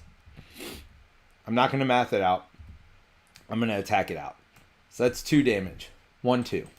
You guys probably already know whether I defeated it or not. That's 3 damage. 1, 2, 3. Down to 11. Here's 4 more damage. Boom, boom, boom. Thanks, Wolverine. 1, 2, 3, 4 damage. Now we got armor here. Doing 2 damage. Exploit weakness is +1 per attack. Yeah. 2 damage. I think I got it. I'm going to attack for 2 damage. 2 damage. And I'm going to discard Practice Defense to do my Optic Blast. Spend a resource of any type. Deal 3 damage to an enemy with an upgrade attached to it. Limit once per round. We have my Exploit Weakness attached. That's 4 damage. Boom, boom, boom. Let me hear you say wayo. Alright. That was a turn 1. Whatchamacallit. A turn 1 Shadows of the Past, I believe. And Legions of Hydra coming out in the same game. Come on. That's pretty stinking good. I'm pretty happy with that one. So Blaze says, don't get me wrong, I like the idea of Collector. And standalone, he's alright. But in the campaign, he sucks. Yeah, I can't remember what gets added in. To be honest, it has been a long time since I played any of the campaigns. I mean, that whole Guardians Most Wanted campaign was pretty rough. Alright, so let's talk about the first scenario in the Next Evolution campaign, because I did get to play that at Gen Con, as a lot of people did. And I don't know much about the theme, because I did not read the theme. I like to not be spoiled about that stuff. And so honestly, if you don't want to be spoiled either, I guess mute the volume until you see me playing. Well, let's go ahead and pick the villain first. So you could see if you even want to watch me play. Who we're playing next. So Crossbones was last. So Absorbing Man's 1, Taskmaster's 2, and so on. Boom, boom, boom. 6. 1, 2, 3, 4, 5, 6. Are you kidding me? Brotherhood of Badoon. We just literally skipped Kang and the entire Red Skull campaign and went right back to Brotherhood of Badoon. So yeah, I'm not gonna complain. Let's see. I mean, we have gotten some. Thank you, chat. We have gotten super lucky tonight with the encounters we're dealing with. All right, so we're gonna do this so that we get messed up again. We're gonna place these two in there. We're gonna put my Lost Visor in here.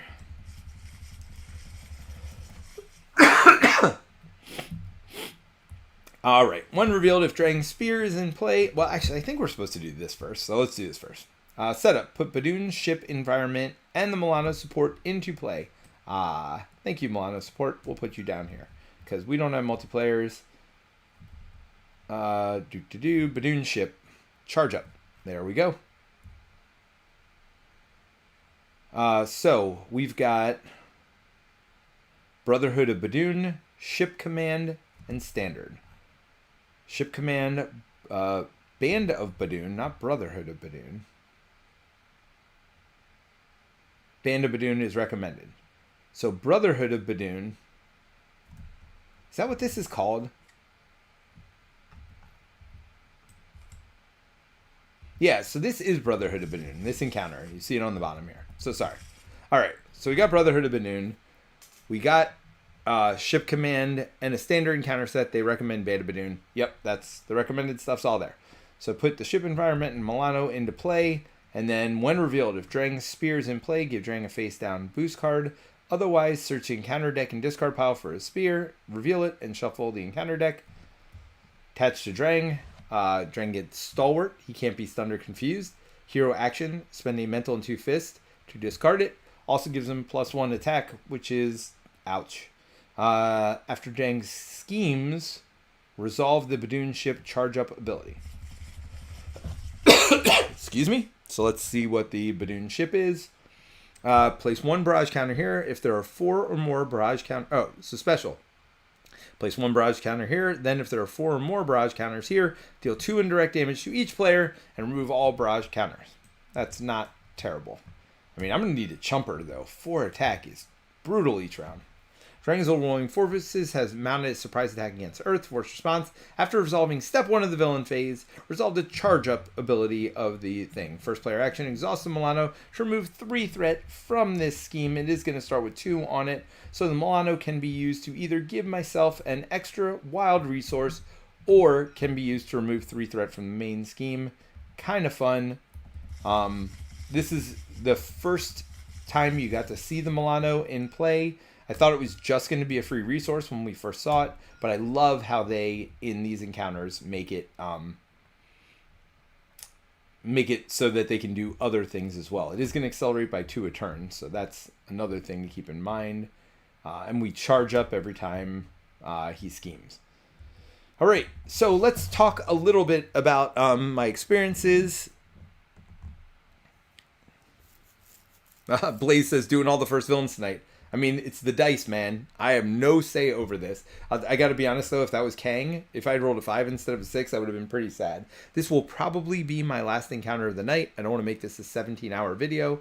So if I continue to win, though, if I win this one, then I will continue this maybe tomorrow night. No, my buddies. Maybe tomorrow during the day. So keep an eye out, keep an ear out. Maybe I'll play more during the day tomorrow. If not, almost certainly on Sunday during the day or evening. I will continue this. So Blaze says, Drang really comes out swinging. Yes, he does. That was a lot of cards. So let's talk again. So mute, go forward 5 minutes, whatever you want until you see me playing. I'm going to talk a little bit about the encounter. I don't know anything about the theme of the encounter. Honestly, I don't even know who the villains were. So I'm not going to talk about that. I'm going to talk about the mechanics of what I experienced with the first villain from the next evolution set. So fast forward now or mute me now until you see me playing. I really enjoyed it. I mean, just straight up, I'm going to start there. It's a multi-villain scenario. I don't know who the villains were. I didn't recognize them. I'm not a comic book fan, but I am a Marvel fan. I love the MCU, although, I mean, we all know it's gotten worse. Although, yeah, I want people to hear my next thing. So I'll put it here, but I'll put it again later. I just saw Guardians of the Galaxy 3 today. I love that movie. I love that series. So that was probably my favorite movie. I don't want to say since Endgame, because I think a lot of people do that, but I like Black Widow a lot. I know not everybody did, but I like that movie. It was a fun, action, thrilling movie. Ant-Man Quantumania, I can't remember that well, but I liked the newest, the one with Scarlet Witch. Don't want to spoil anything, but had Scarlet Witch and Doctor Strange. I like the new Doctor Strange movie. So I did like a lot of the movies that have come out. I didn't like all of them, though, obviously. You know, they tried to go places. Oh, I like Shang-Chi. That was really good. That was a new addition to the universe. Didn't love Eternals. Probably have to see it again to see if I liked it more than I thought. Yeah, so, I mean, it's been hit or miss. But Guardians 3, I thought was amazing. I really liked it. I don't think it's the end of the Guardians series, as people have said. I think it's just a changing of the Guardians series, and I'm not going to spoil any more than that. Getting back to this scenario, though. It was a multi-villain scenario, and they were stacked on top of each other. So you had to stack them. I think we've seen this before, where after you defeat one, then you go to the next one. And then they were all also in the encounter deck, so if they came up, I think they attacked you or whatever. Maybe they just activated against you if they came up as the encounter card. But it was just fun. They didn't have a whole ton of life. In standard mode or I think we just played standard. So it's a little hard for me to judge, because from my understanding, on the other side, they were much tougher. On the expert side, I was playing with somebody who was pretty new to the game, and I was in a super duper rush. I had an hour to get the game done. So I literally brought this Wolverine deck I was talking about earlier. This Wolverine self-healing deck, but it does, I mean, it's a Wolverine deck. It does a ton of damage still. Sorry. So this first encounter was really pretty neat. So there were villains, but when you defeated them, you put them under this other card that kind of kept track of how many you defeated. And as there were some encounter cards that came out and like made the villains do worse thing, but there were also choices on the villains, and I'm trying to remember what they were. I think a lot of times it was like after they attack you, either increase their attack by 2 or do something else horrific. Depending on the villain. Excuse me, I'm losing my voice here. So, yeah, it was just super neat. So each villain did different things. So not only did they have their own stat line, but they all had this like +2 damage or do something horrific. From what I understand on the backside, and this doesn't even make sense to me actually, if it would say +2 damage and do something horrific, because why wouldn't you just increase their attack by 2? So I don't think that's right. I didn't look at the backsides of the villains, but I do know they were fairly low life. Which is why you have to defeat 3 of them. But it was nice because it felt like the game was changing as it went along. And those choices were really interesting and difficult. I tend to like multi-villain scenarios anyway. I didn't think it was complicated for a first scenario. I mean, there's a little more complication than most, but I didn't think it was anywhere near the Senator one from the X-Men box. So I thought it was a really good first scenario. I thought it was a really fun first scenario. Didn't get to see the new heroes or anything, but I really enjoyed that scenario, and it was fast, which also makes me happy. Anytime, I don't know, I think first scenarios should be fast. Gets you into the campaign. They're a good place to introduce new players, things like that. So for me, it knocked it out of the park as a first scenario goes.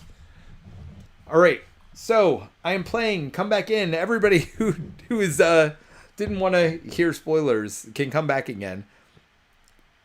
So Blaze says, not that I know many particulars of the scenario, but I know that the theme of the box is very well known comic run adapted to Marvel Champions.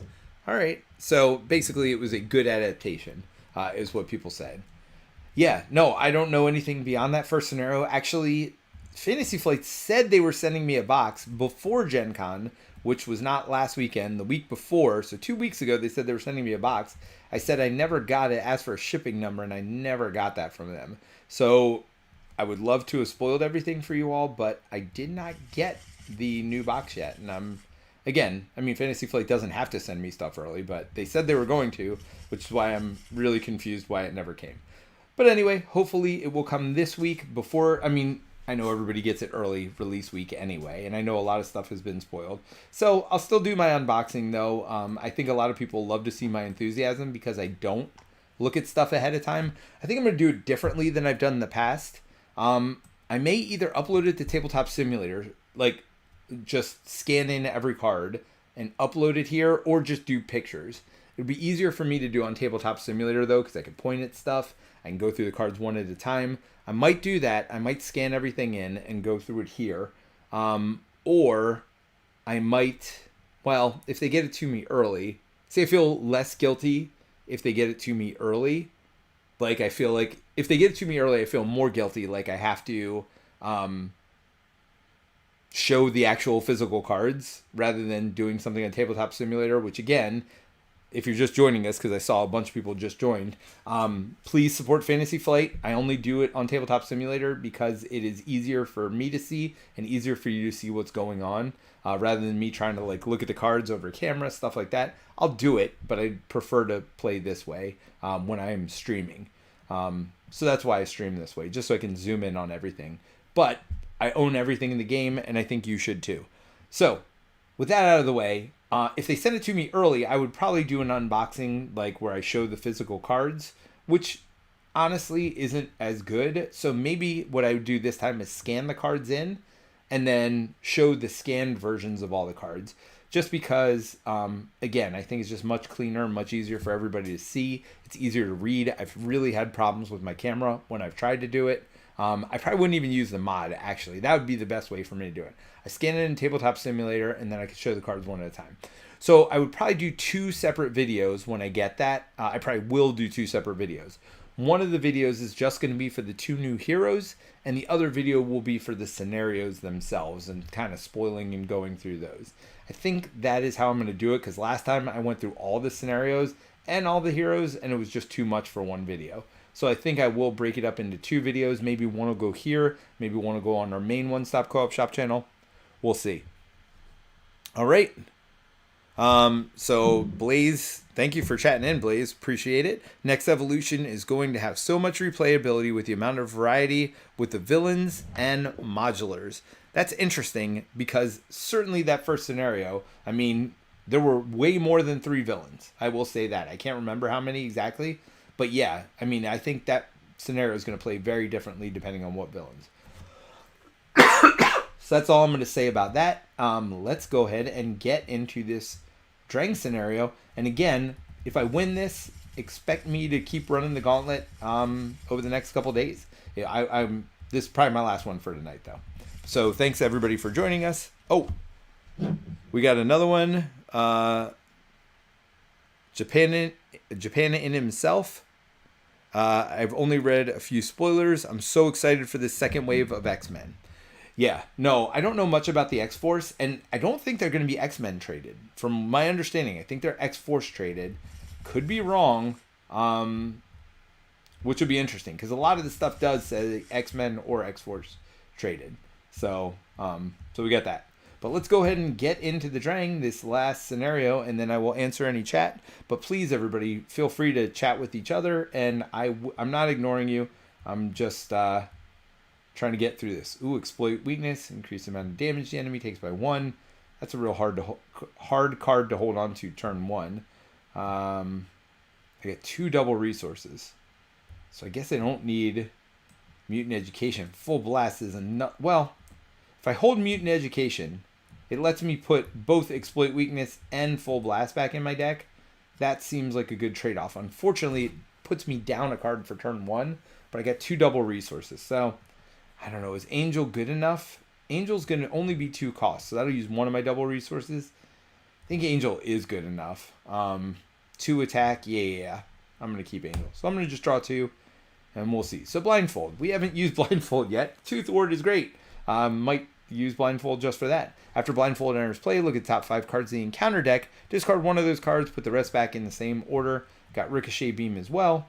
Let's go ahead and search for Practice Defense, I think it's called. So usually when there's a minion out, I'll do Exploit Weakness, or not Exploit Weakness, the one that lets me draw cards. I can't think of the name of it right now. And no, I'm not getting rid of that spear. It's just going to be there. Practice Defense, -1 attack. I mean, when they're attacking for 4, like any help I can get, but also it just lets me blast if I want to. There's just a lot of good that comes with that. Well, I won't attach it yet, but I did draw it. All right, so I am going to Mutant Education, which lets me put Full Blast and Exploit Weakness back in my deck. Unfortunately, I don't have an X-Mansion out, so I don't get to draw a card. This is like the first time I haven't had a good like setup card, but I guess I got Milano, so I can't really complain too much. So Angel's going to cost me 2. I know you see 3 in the corner, but reduce the cost of Angel by 1 if you have a Mutant or X-Men trait. So I could have done that when I was Alter Ego, but I didn't, so there's that. I am going to pay for a Blindfold using 1, 2, 3 to pay for Blindfold, and let's go ahead and put Practice Defense out. Why not? Why not indeed? All right, I'm going to thwart for 2 myself. Boink, boink.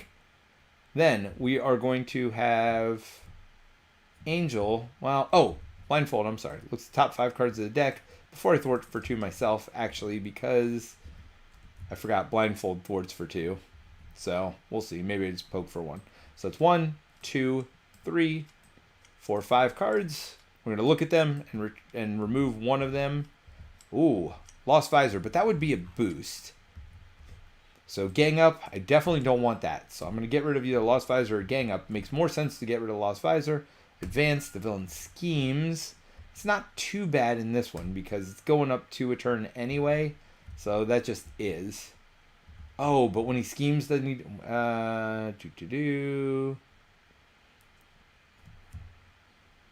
During schemes, we are going to boost this up a little bit. So, I don't know. And then the next one, we put this one in play, engage with you. And then Treachery, plays 4 threat. So, is Gang Up where I get attacked again worse? I mean, the answer is clearly yes. So I'm going to get rid of Lost Visor because that'll give me a 1 boost on his attack. What do I discard it? Is that what it is? Blindfold. Discard one of those cards, put the rest back in any order. So my next one's going to be to add these after Badoon Grunt engages you if there are no other minions. Oh, put Badoon into play, engage with you after they engage you. If there are no other minions engage with you, do yourself a face down encounter card. Oh, so that'll be an extra encounter card. Well, that's pretty brutal as well. Huh. So maybe I do not do it that way. I mean, I do have extra allies for chumping. So I got that going for me. So maybe I get rid of this stupid grunt, which seems awful. And then I'm going to get attacked a second time. But then this will be my boost of 0 next time. And then I'll just get this. Yeah, I'm going to get rid of this Badoon Grunt. Gosh, that is awful. So if it comes into play... Oh, this is engages you, though. Hold on. That does change things. So it doesn't engage you if you put it into play, engage with you. After it engages you. Yeah, it does engage you. If there are no other minions engaged with you, deal yourself another encounter. Yeah, no, that's awful. That is the worst thing ever. It engages you, and you got to put a thing in. Yeah, no.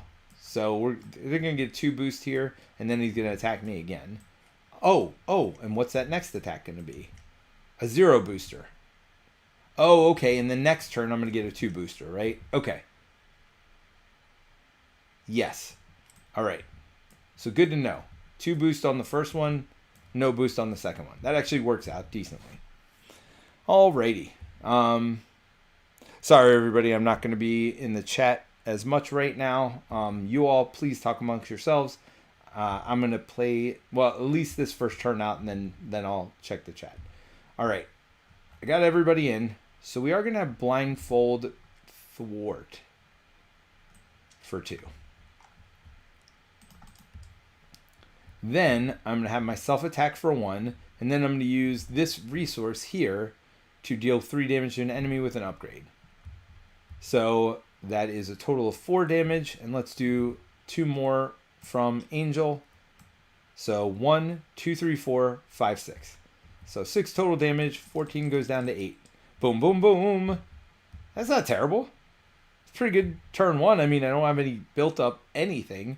And Blindfold's about to go. But I also know how this turn's going to go because I've seen ahead. All right. Let's see if I mess anything up with the chat.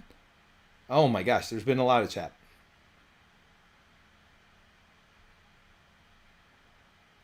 Hey Peter, nice to see you doing streams again. Hope to see you at Gen Con next year or Con of Heroes. So that's Mr. L1 that says that. Yeah, I plan on doing Con of Heroes again. We'll see. I've got a new promotion with my job and my daughter's on 2 hockey teams. If you listen earlier in the stream, you'll hear all about that.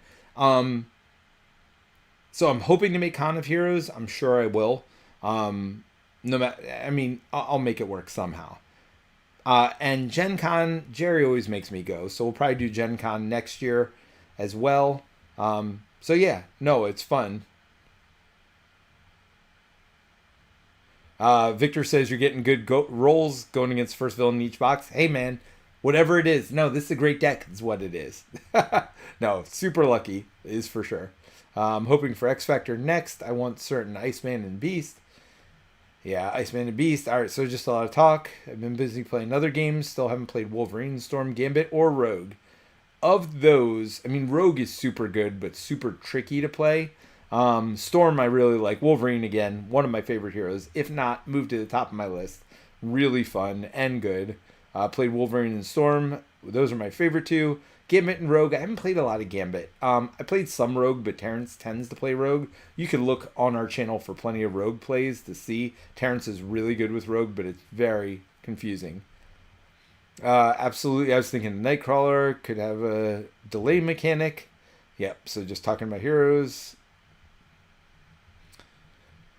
All right. Yep, so people just talking in the chat. Yeah, keep it going. I love that. I mean, that's one of my favorite things here is the sense of community we have. And, I mean, people just loving this game, right?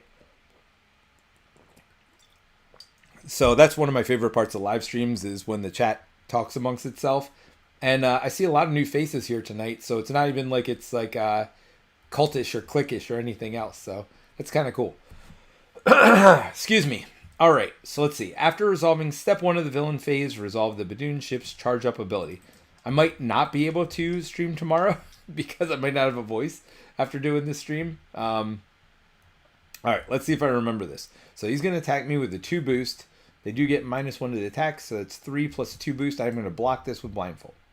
Boom, boom, boom. There goes my Lost Visor, which makes me so happy because I love being able to play Visor, but I'm always so hesitant to do it with that Lost Visor out there still. Plus, not being able to attack, it's just brutal. It's just brutal.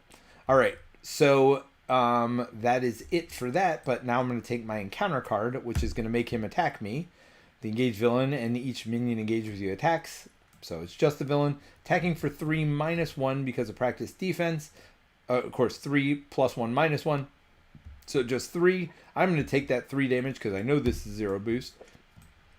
And of course it is. So 1, 2, 3 damage. All right, so that was that. Back to my turn. Now I don't know what's coming on the villain turn. Oh, you know what I didn't do? I didn't draw cards. That's all right. It kept me from thinking too far ahead. Priority target. It's kind of nice. Utopia. X-Men ally enters play. All right, Angel doesn't do anything when they enter play. I could still play Utopia and Rapid Response, but not Priority Target then.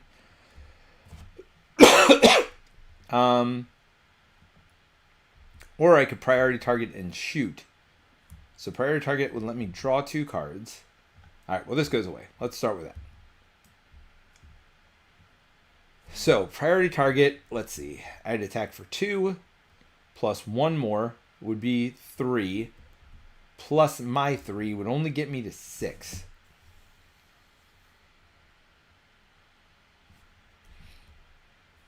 Angel's not going to die no matter what here. All right, so let's just start with Angel's attack. That's 2. We know that's happening. I might thwart. Well, yeah. I'm going to pay... Well, let's just pay a double resource to put Utopia in play. Then let's pay these 2 resources here to put Rapid Response in play. That way, after Angel dies, I can bring him back. All right. So, I have an extra Milano here. Did I want to hold it? Oh, I could put Priority Target on, but then I can't blast anyway, so that's not useful. All right, so I'm going to thwart for 2 and say good day. I think that's where I am. Yep, I got the Milano. Oh, no. I'm going to attack for 1. Milano thwarts for 3. Sorry. Because in this scenario, first player can exhaust Milano and remove 3 threat. It's not really a card I wanted to hold of the ones I had, so I'm pretty happy with getting that extra 1 plink damage, and you never know. All right, so we're going to ready up. We're going to draw up. I am staying... I think I'm staying hero side. Yeah, I've only taken 3. I got Rapid Response and I got Angel. Why not? I did get my Visor, too. I like that. That makes me very happy. What makes me not happy? Oh, Practice Defense. Never mind. I'm back to happy again. Professor X. Back to happy again. Can't afford everything. Back to not happy again. Professor X, can you draw a card, confuse, stun a minion, or ready an X-Men character? Can't do that. Forge does let you search for something. Utopia, increase your ally limit by 1, and ready an ally. All right. So with that draw, I wouldn't have known that draw. So, yep, we're going to add 2 to the main scheme. Then we're going to add 1 to here. Once it gets to 4, it's going to blow up, shoot us. Dragon's going to attack for 4. I am going to defend with Angel. So that is a boost of 2. Angel is defeated, but she comes into play because I'm going to discard Rapid Response after an ally you control is defeated. Discard Rapid Response, put that ally into play, and deal damage to it. So there's that. And now let's get our encounter card. What is this? Stalwart is the big thing there. First player action. Exhaust Milano to remove 3 threat from the scheme, and it comes in with 3 threat. So that makes me happy. Although, of course, the 1 turn I feel like I need the Milano, but if I put Professor X in, I can confuse, but Stalwart can't be Thunder confused anyway. So Professor X, not that useful. Always useful, but not that useful, let's be honest. I want to put that out, but if I do that... Alright, so let's start by thwarting for 2 myself. If I put Practice Defense out, then I can't use my Visor, or I can't... Oh, yeah, no, I can use Forge. Alright, so... But then I can't use Milano to remove 3, but I think that's okay. Yeah, because when I put Forge in... Alright, so let's do that. I'm going to pay 2 for Forge. So 1, 2 to put Forge in. When Forge comes in, search your deck and discard pile for an X-Men or X-Force support and add it to your hand. Well, first of all, I'm going to do this to ready myself. I don't think I discarded any supports. X-Mansion or X-Jet. So I'll start with X. I think the only supports are X-Mansion and X-Jet. I'm actually going to draw a Mansion. That way I can get rid of it to put it in my Visor, which is what I think I want to do. So I'm going to do Practice Defense against Strang. So -1 attack. We're going to spend X-Mansion and the Milano to put in my Visor. We're going to exhaust my Visor to do 3 damage to the villain. I want to get rid of this stupid thing, so I'm going to use Forge to do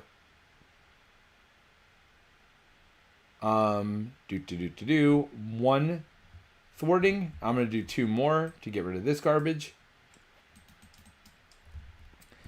I'm going to, again, look at the villain, see if I want to advance, because I can attack with Angel right now to advance, but I don't need to. I could do that at the beginning of next turn.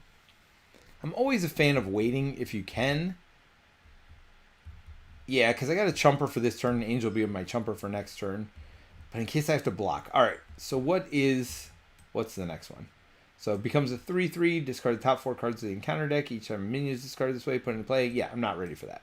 Okay, so I want to do that at the beginning of the turn. So I'm not going to attack with Angel, because I want, if I have to get more minions, I want to know about it when I get a full hand of cards. And in fact, with that being said, do I want to go down?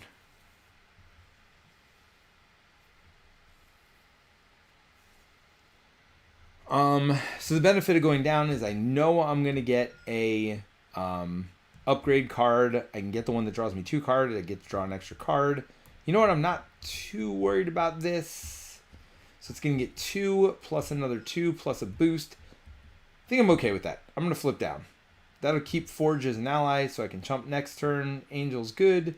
All right. That being said, yeah, no, the scheme goes up by 1 on the next side. I'm going to go ahead and draw my 6 cards and go from there. Meditation with X-Jet, Psylocke, Phoenix, all good. Although Psylocke, not great in this situation. The reason Psylocke's not great is because her ability to confuse is not as good, although it's good against minions that come out. So we'll see. All right, so I'm going to ready up. I got my 6 cards. I'm going to get to draw something on my next turn, a tactic. So I'm pretty happy with all of that. Let's see if there's any chat specifically for me.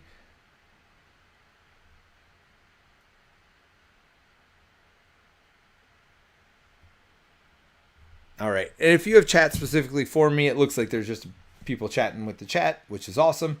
If you have chat specifically for me, make sure it's in all uppercase. And that way I see it. All right. So let's keep going. We will do the villain turn. We're going to add 2. We add a counter here. Because I am alter ego, we are going to if Dragon Spear, no, force response after Dragon schemes, resolve. So it's after the scheme. So it's 2 plus another 1. Put the grunt in play, engage with you. So that's another 2 here. And then we're going to resolve this. So this flips back over. And does 2 indirect damage to a player. And then remove all barrage counters. So I'm going to take both of them myself. I've had smarter days, but whatever. After the Balloon Grunt engages you, so we talked about this. Deal yourself a face down encounter card. So there's an extra encounter card. Great. And then he's going to scheme for 2, which is also great. So now I got an extra encounter card here, which makes me so happy. Let me tell you how happy that makes me. So let's draw our second encounter card and keep going. That Balloon Grunt is just a butthole. Surge, real top card of the encounter deck. Hey, you know what's fun? You know what's more fun than 2 encounter cards? 3 encounter cards. Badoon Engineer. So for response after Badoon Engineer engages you or activates against you, resolve the Badoon's charge up ability. Yay. Alter Ego, this card gains Surge. At least it wasn't like a gang up, they all kill me. That's good. 2 plus Ender 2 would be 4. First player action, exhaust Milano, remove 3 threat from here. Might need to do that. Yeah, there's 6 on here. Oh my goodness. Oh, another Badoon. Badoon Warlord. Badoon Warlord's attack gain overkill. Yeah. So that's a lot. Just want to put that out there to start with. That's a lot. Alright, so I'm going to go ahead and meditate. Exhausting myself to put in X-Jet. Then I'm going to search for priority target. Draw that. Shuffle up.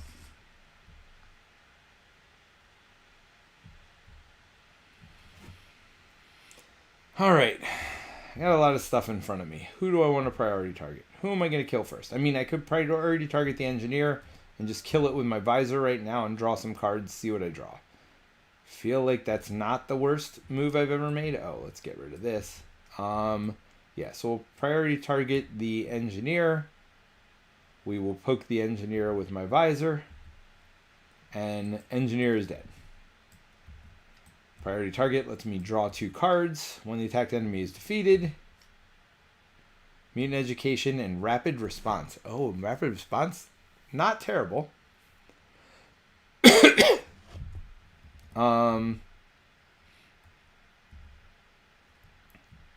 So I think the answer here is Phoenix. Choose Cyclops card in your discard pile. Oh, why am I down? Should be up. Sorry. And add it to your hand. Let's search. Oh, I do have... Do I have the beam? Felt like I did. Oh, I shuffled it back in my deck. No! But you know what? Priority target's there. I definitely can do that. Alright. So, I am going to do that. Alright, so we're going to pay for Phoenix with 1, 2, 3. Because I'm not going down, so that triggers Utopia to ready me. That also lets me search your discard pile for a card and add it to your hand, which is going to be priority target. Then I'm going to put priority target on this Badoon Warlord, and I'm going to have Angel and Phoenix defeat the Warlord. Warlord goes away. I draw 2 more cards. Tactical Brilliance. It's not the worst thing in the world. Removing 3 threat and choose a tactic in your discard pile to draw.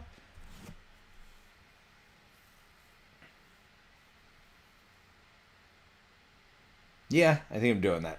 Alright, so Tactical Brilliance, I will pay 1, 2 to Tactical Brilliance, remove 3 threat from a scheme, and choose a tactic card in my discard pile.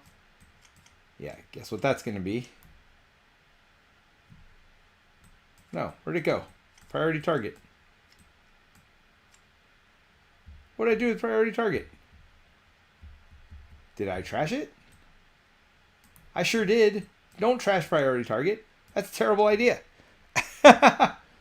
Alright, so priority target back in my hand. Thank goodness I did that. So let's remove 3 threat from here, because I can't remove it from the main right now.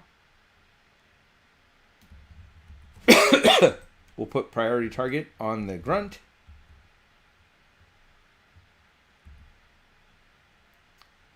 And then I will attack the grunt, as will Forge, which removes Forge, unfortunately, from the game. But that does do the 2 damage, kill the grunt. Let's put this back in my discard, shall I? And I draw 2 cards. Full blast now, of course. Of course. It's fine. I will hold it for next turn. I have a feeling I'm going to need some extra help next turn. So I did not remove this, which means I didn't remove threat from there. There's nothing I can really do about it. So 1, 2 lets me put rapid response in play. I'm going to hold full blast, and I'm going to Milano to get rid of this, but unfortunately, too little too late. Because I'm going to lose the main scheme here. Which doesn't cause me to lose, but doesn't make me happy. I can tell you that. I don't like losing schemes. Not my favorite thing to do. What does this say? After Phoenix enters play, put him into play. So I will be able to look for something that I can use to full blast next turn. Yeah, and the villain's still sitting on there too, but I'm actually okay with that. Alright, so I'm going to ready up. I think I am going to sacrifice Phoenix here. Oh, I got Wolverine, Maury McTavish, Exploit Weakness, Uncanny X-Men. Man, such a good hand. I'm not going to be able to do half of what I'd like to do. Alright, well, first thing we're going to do, though, is this. So we lose this. Resolve the charge up on the Badoon ship. flip this over. If it gets to 8 again, we lose. After resolving the first step of the resolve the charge up, first player action, exhaust Milano, remove 3. So I mean, it's literally the same thing again. Does start with 4 per player. Holy moly. Yeah, no, Band of Badoon or Drang doesn't mess around. That's not great. Gotta be honest, that doesn't make me happy. When I talk about things that make me happy, that's not one of them. Alright, gonna attack. Do I block with Phoenix, which lets me draw priority target again? I know I'm gonna have bad guys, so I feel like I do. Alright, I'm defending with Phoenix. Attacking for 4 plus give the villain a tough status if the villain already has tough, which the villain does not.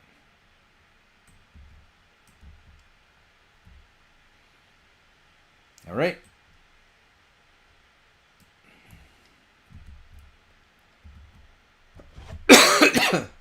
2 boost icons if it had tough. Alright, so I'm going to rapid response.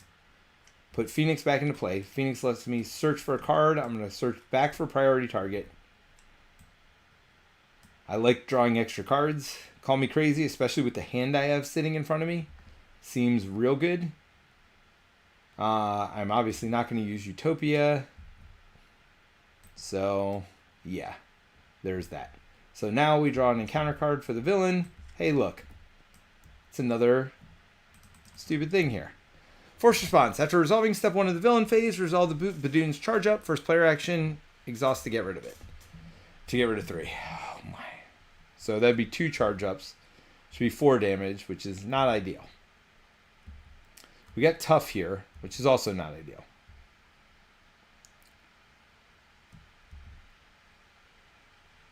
I need to do 2.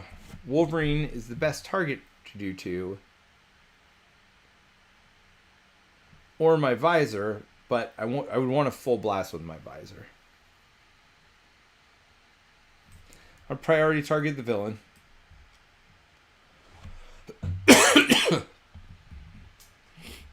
I am gonna pay. Well, no. First things first. I'm gonna remove 2 threat from the main scheme.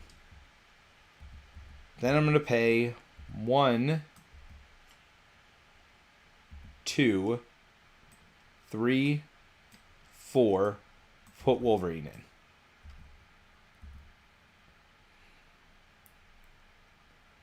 When I put Wolverine, I exhaust Utopia to ready myself. Wolverine's going to attack, dealing himself 2 consequential damage, but doing 3 piercing damage here that gets rid of tough, advances the villain.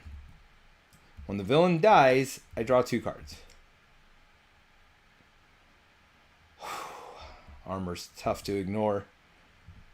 Oh, is this one I have piercing? No, that's stalwart. No, that was the last villain. Alright, so the next villain starts with 18 hit points. Boom, boom, boom. Alright, so we're at 18 hit points.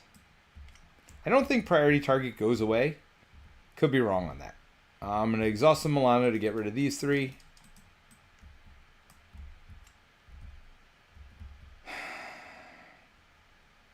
Oh, whoa. Let's keep resolving these.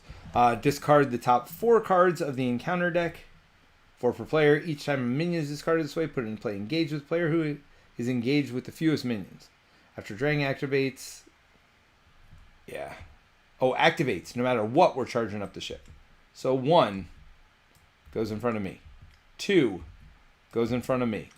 3 goes in front of me. 4, nothing. Are you stinking kidding me? Force response. After Badoon Assassin engages your hero, it attacks with +3 attack. So it'd be 4 attack. I mean, you're kidding, right? What are the rest of these? Retaliate. Patrol.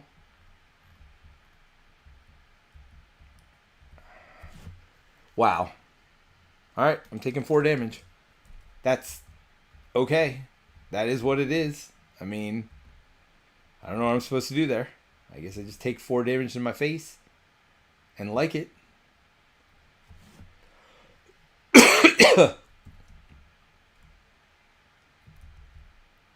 So am I going for the win here?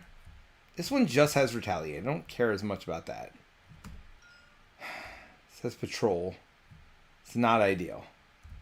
And 6 life. So I want a Full Blast. But I don't know what to Full Blast. I mean, I guess... Oh, they don't have a thing on them. I can't Full Blast those things. I could put Exploit Weakness. But then I can't pay for Full Blast. I could just hit the villain here. I mean, he's got 18 health. So that's my other option here. That's 2. And 2 is 4. Plus 11 is short.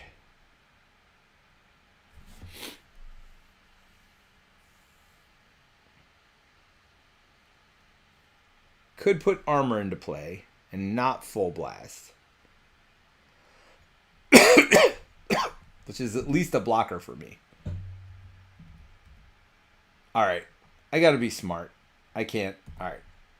So I'm doing 1 here. Defeating this stupid assassin.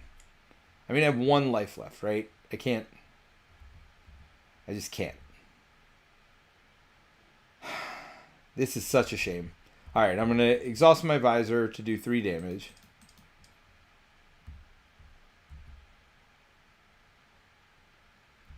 I think I put armor in.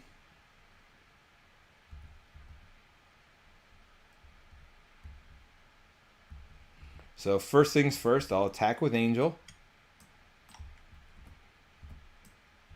Angel does 2 damage here. And then getting rid of Full Blast. I can't believe I'm getting rid of Full Blast and Exploit Weakness. But I gotta live, right? So I'm putting armor in. I mean, I'm taking 2 consequential damage here in a second.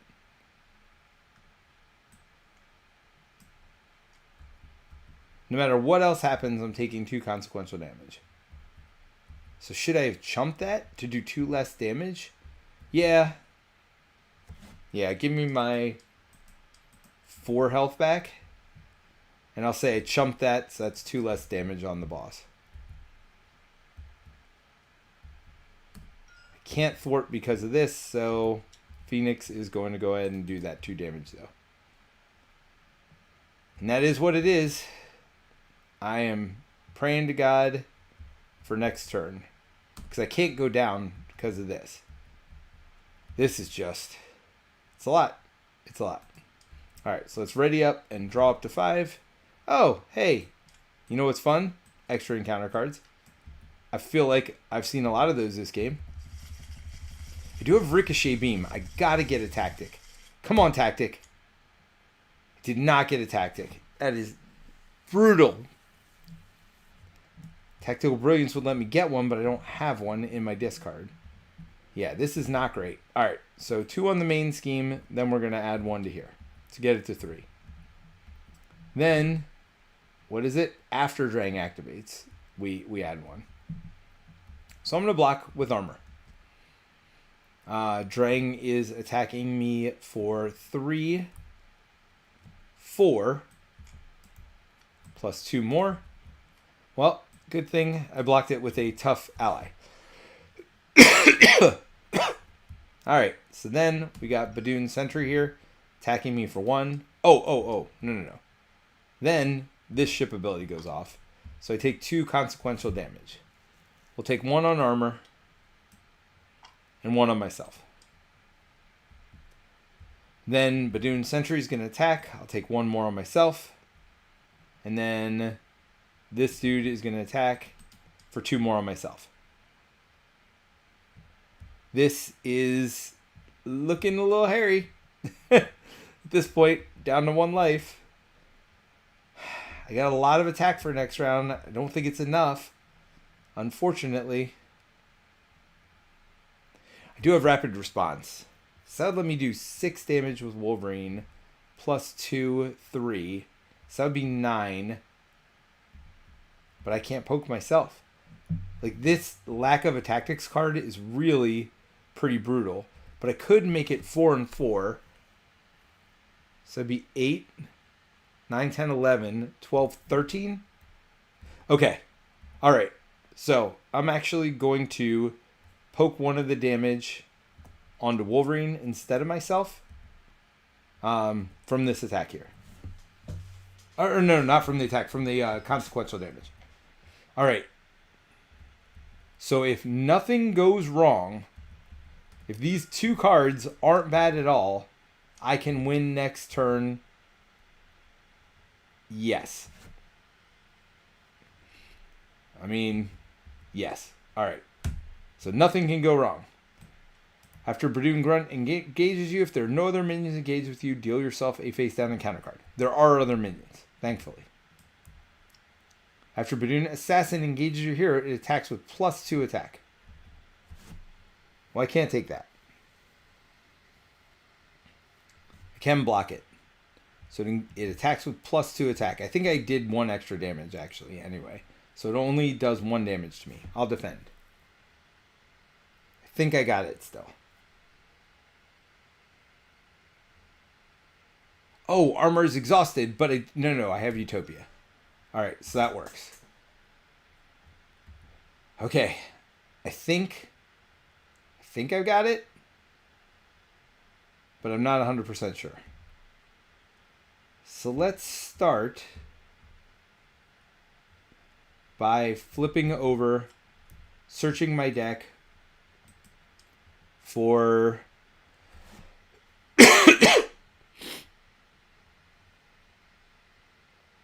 what is it? Extra damage. Not priority target. This one. Exploit weakness. So let's search for that. Alright. Then we're going to put exploit weakness. Oops. Priority target's discarded. I can't remember. Oh, beginning of my turn. So we're good. Oh, and Wolverine heals 1. So he's to 2. So priority target I got to pay 1 for. I will pay, sadly, Tactical Brilliance. Then... Oh, before I went down, I should have paid X-Jet and Mutant Education to put in Rapid Response. Not that it matters literally at all. Okay, so we got Rapid Response in. How does Utopia work? After X-Men ally enters play, exhaust Utopia. Okay, so this is going to be key here. So we got Exploit Weakness on for +1 damage.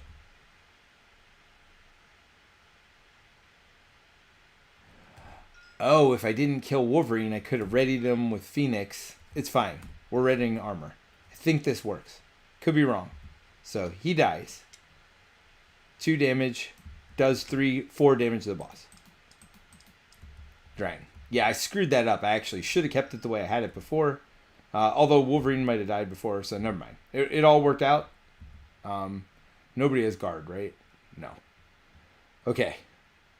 So then he's dead. I rapid response him back into play. He comes back in with 1 health. I get to use my Utopia to ready an X-Men, which will be armor. Now, Phoenix is going to attack for her 3 and die. Armor is going to attack for his 2. So that's a total of 5 damage. And then Wolverine will attack for 4 more. So that's a total of 9 damage, which is exactly enough. Oh my gosh. All right, I mathed it correctly. That was the thing. That was the thing. So I needed rapid response to kill Wolverine, to bring him back so he could attack a second time. Oh my god, rapid response is a hero response. No! No!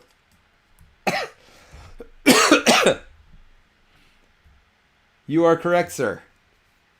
The only way I get that out is rapid response, though. Alright. So I guess I'm still up. And we'll do everything the same except we did not exploit weakness. I'll just keep it the same because that's what I did. So we'll keep everything the same except for exploit weakness there. I don't see how I win this, but we'll see. Oh, with all this attacking me, 0 chance.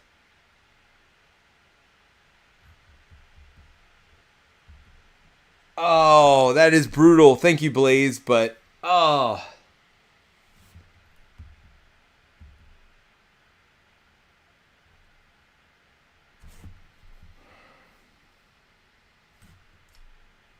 Alright, we're not keeping everything the same. So you had 1 damage on you. You had 2 damage on you. And hadn't attacked yet. You were at 2. Up. So I just did 4. So Utopia is not done yet. I am still up. Why am I exhausted? Oh, I blocked. I blocked this. Alright. So exploit weakness is here. And I have these 5 cards in my hand. And this is shuffled. Alright, so I'm sitting like this. With rapid response up.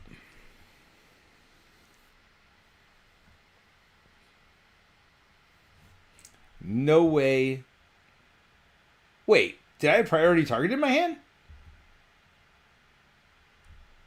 Did I have priority? Oh, no. Priority target came off of the villain. That's right. So what was my 5th card? Rapid response was my 5th card. Okay. Right. Priority target came off the villain. Okay, we're back to the beginning of the turn.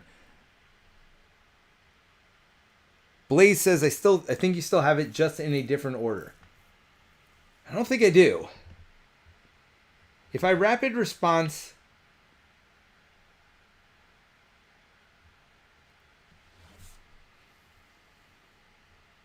I need to get a second attack with Wolverine. And I healed him at the beginning of the turn, I'm pretty sure.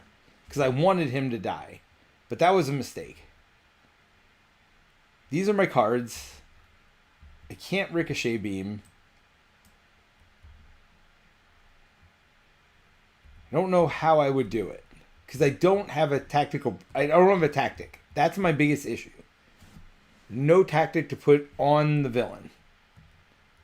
Is there a way for me to draw a tactic? Or... Oh! After a card enters play, choose Cyclops card in your discard pile and add it to your hand. So I could get priority target with Phoenix. Yes. Yes. I can still do it. Okay. So first thing we're doing is paying 1, 2 for rapid response. Then Phoenix attacks and dies.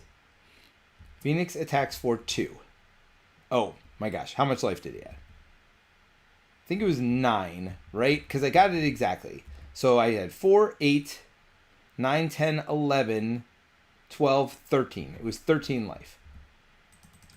If anybody sees any differently, let me know, but I'm pretty sure it was 13 life. Okay, so Phoenix attacks and dies. She does 2 damage, so down to 11. Then Phoenix goes to 1. Rapid response. When Phoenix comes into play,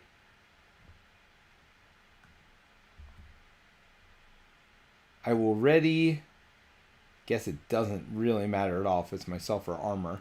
So armor will let me chump. Worst case scenario. All right. So I readied that, and then I search my... After she enters play... So wait, I gotta use Utopia there. For a priority target. So priority target, the villain. Let's use my visor to do 3 to the villain. 1, 2, 3. Let's use Phoenix again after she comes back to do 2 more damage.